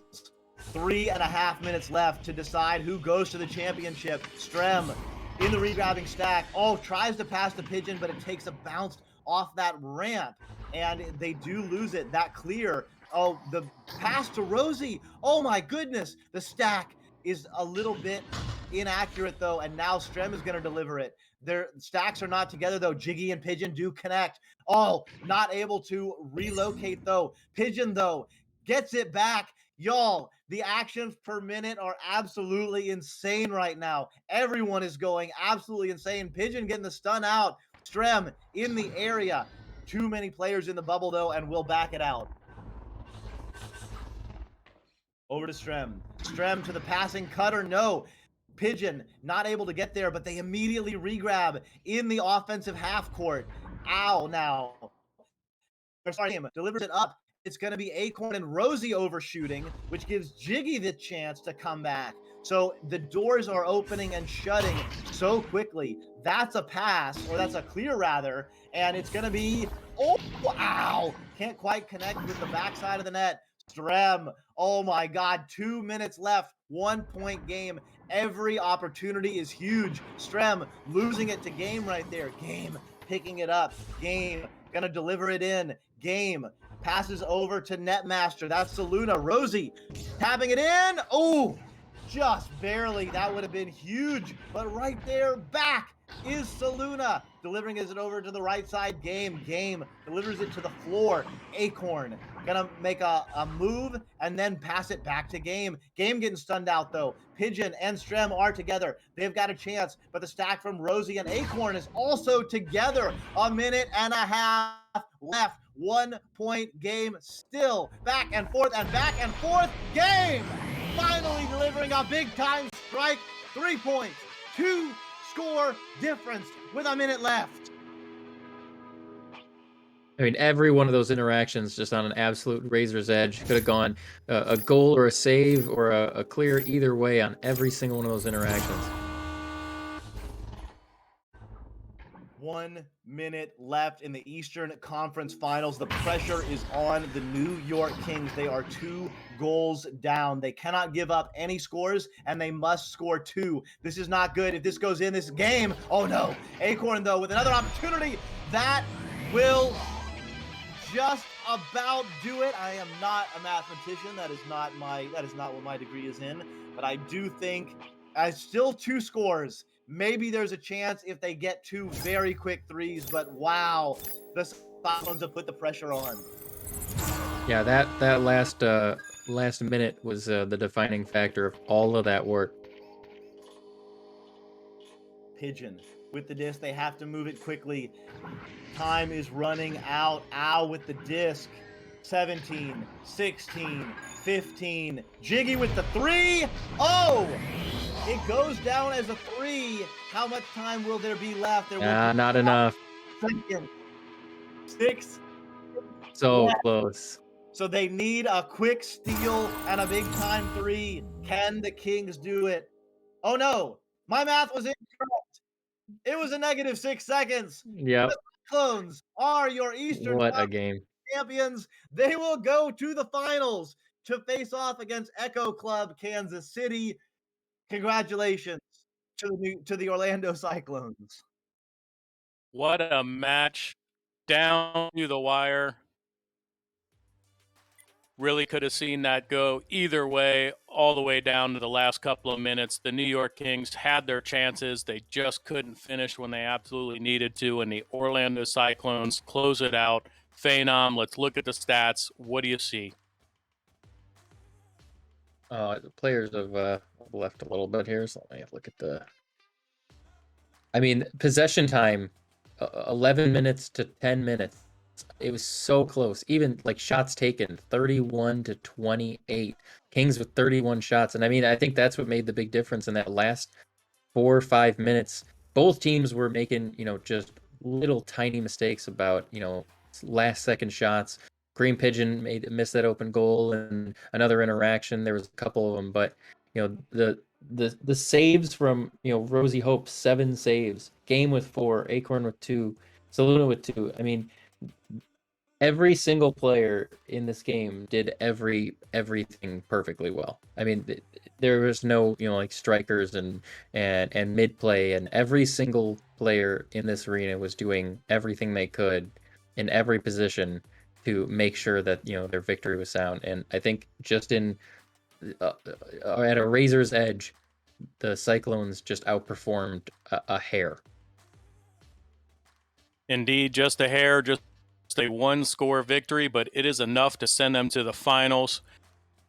Doc, in a match where the points are so even, where you've got Rosie with 7 saves, Strem and that Green Pigeon putting up great efforts, Al with just amazing defensive play. How do we choose a single player of the game?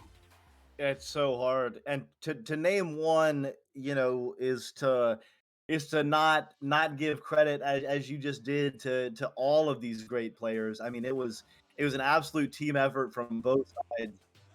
It's very hard because there's total stats and there was key moments. I don't know. I think I'm gonna give it to Rosie.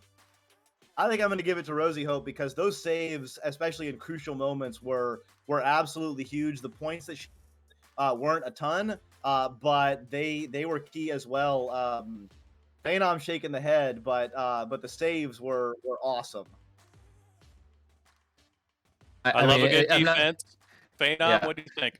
I'm not shaking my head because I think you're wrong. I'm shaking my head because I legitimately cannot. It's so. I mean, every single player contributed to that match. There wasn't, one person that was directly involved. I would put either Strem or Ao probably in that top spot.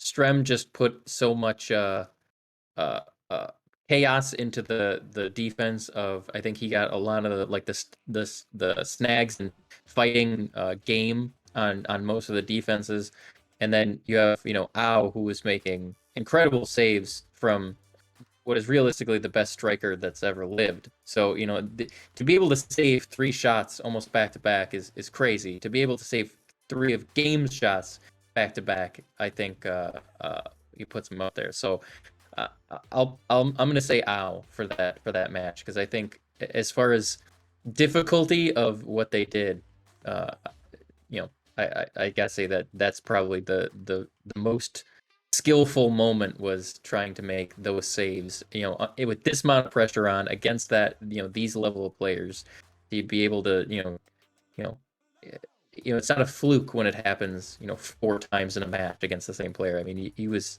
getting red. Yep, no doubt. Hats off to you both. Best offense is a good defense. You both chose goalies, and I respect that. One goalie, 3 points better tonight, though. So if I have to choose between the two, I'm going to go with the winner. Rosie Hope's going to walk away with the player of the game, but let's be honest, all 8 of the players who participated were outstanding tonight. Right up there with the best matches we've seen all season long. And thanks to that effort, the Orlando Cyclones are going to get to play one more time. The final is set. We will see Echo Club Kansas City taking on your Orlando Cyclones. Tune in next week. Make sure you don't miss that action. We'll also have the AAA finals earlier tonight. The Memphis Sounds and the Toledo Clippers won, so we'll see a AAA final and then the Pro final to follow. Before we leave tonight, though, we're going to jump into a quick interview. We'll be right with you.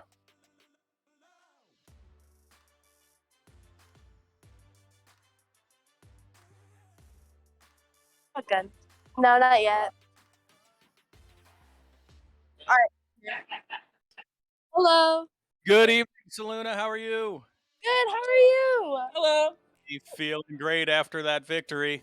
What did you think of the game? What? Sorry. What was that? I said you've got to be feeling great after that victory. What did you think of the match? I thought it was really fun and competitive. I don't know if you know, but I'm also Game and Rosie are both here too. Hey, what's up? Congrats, Eastern Conference champions. That's got to feel great. Thank you. Thank you. Yes, indeed. Huh? So, you're going to get a chance to take on Echo Club Kansas City. It's got to feel good coming off a difficult and contested game like this, knowing that you're playing your best. Saluna, you were playing with a different headset tonight. Did that affect your play or your style at all? I mean, I was still in CB1, but it was just like a different environment. Like there's people clapping around us and saying all this stuff around us. It was just a different environment in general. I think there were we weren't used to where we were really exactly, but overall, I think we played decent. And yeah, I'm really glad we won that one. Yeah, I think you played really well, and you're going to get a lot more of that cheering at the NEPA land, so can't wait to meet and see you there. Oculazator, what a run it has been. Orlando Cyclones, top of the league, start to finish. What is it about this team that's been so special and has given you a chance now to walk home with the cup with just one more win? Yeah, it's been an honor. It's fun. Do you want to say anything? Come on, game. You say something. And I think I said Oculazator instead of Game. My apologies for that. Yeah, you Coming good. off of the Oh, last okay. interview. So, My Game, bad. that was a shout out to you as the captain. You've built this team. You've groomed this team. They're playing fantastic. What's it been, and what's it like to play with this team? Oh, it's exactly what I thought it'd be. We're exactly where I thought I'd be. We all play great together. It's our chemistry. It's everything. We're just friends. We play well together, and it just feels good to be here at this moment with people I care about. Yeah, that's great. Rosie, you probably didn't hear it because I know you were busy playing and not watching the cast, but you walked home with the player of the game for tonight's matchup.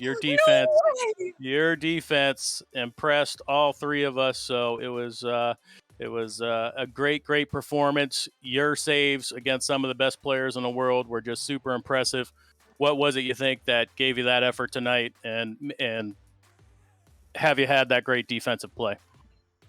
I think honestly, I've always played a lot better when I have when I have people around me that are supporting me and bringing me up. And I think that my defense, it was really supported by Acorn, especially. I couldn't do it without my backstack partner, and also I think just being in the environment with Game and Saluna here, it kind of gave me an extra motivation, extra push almost to kind of bring my defense to the next level. But I know that even though we won and we played really good, I think we can do even better, and my defense can do even better. And I think this is only the start. I'm excited for finals.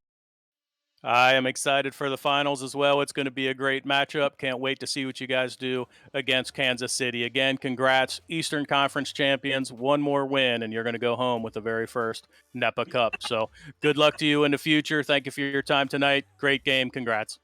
Of course. Thank you so much. Thank you. Have a nice night. Nice night.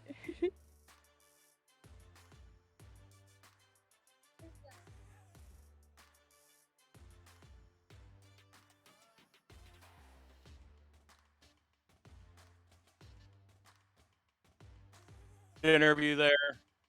Doc, Phenom, any final words? I mean, it's pretty much just what I was talking about in the middle of the match. I mean, if you want to look at the future of professional Echo and what it's going to look like, I mean, I hope every future match looks just like that. I mean, it was amazing. Yeah, I'll echo that. It was just a lot of fun. I mean, from start to finish, I don't think any team had. I guess there was a 10-point lead, like earlier on, but pretty quickly that shrank, and uh, yeah, it was great play by both teams.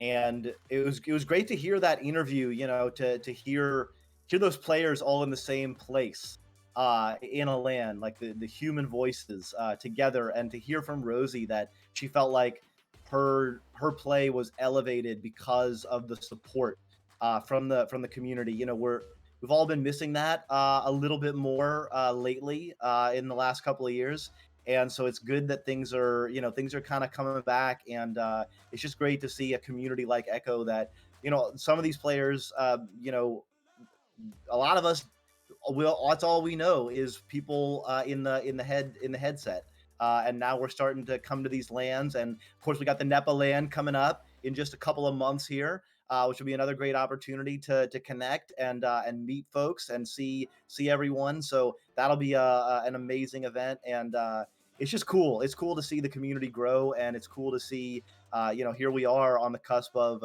these finals coming up.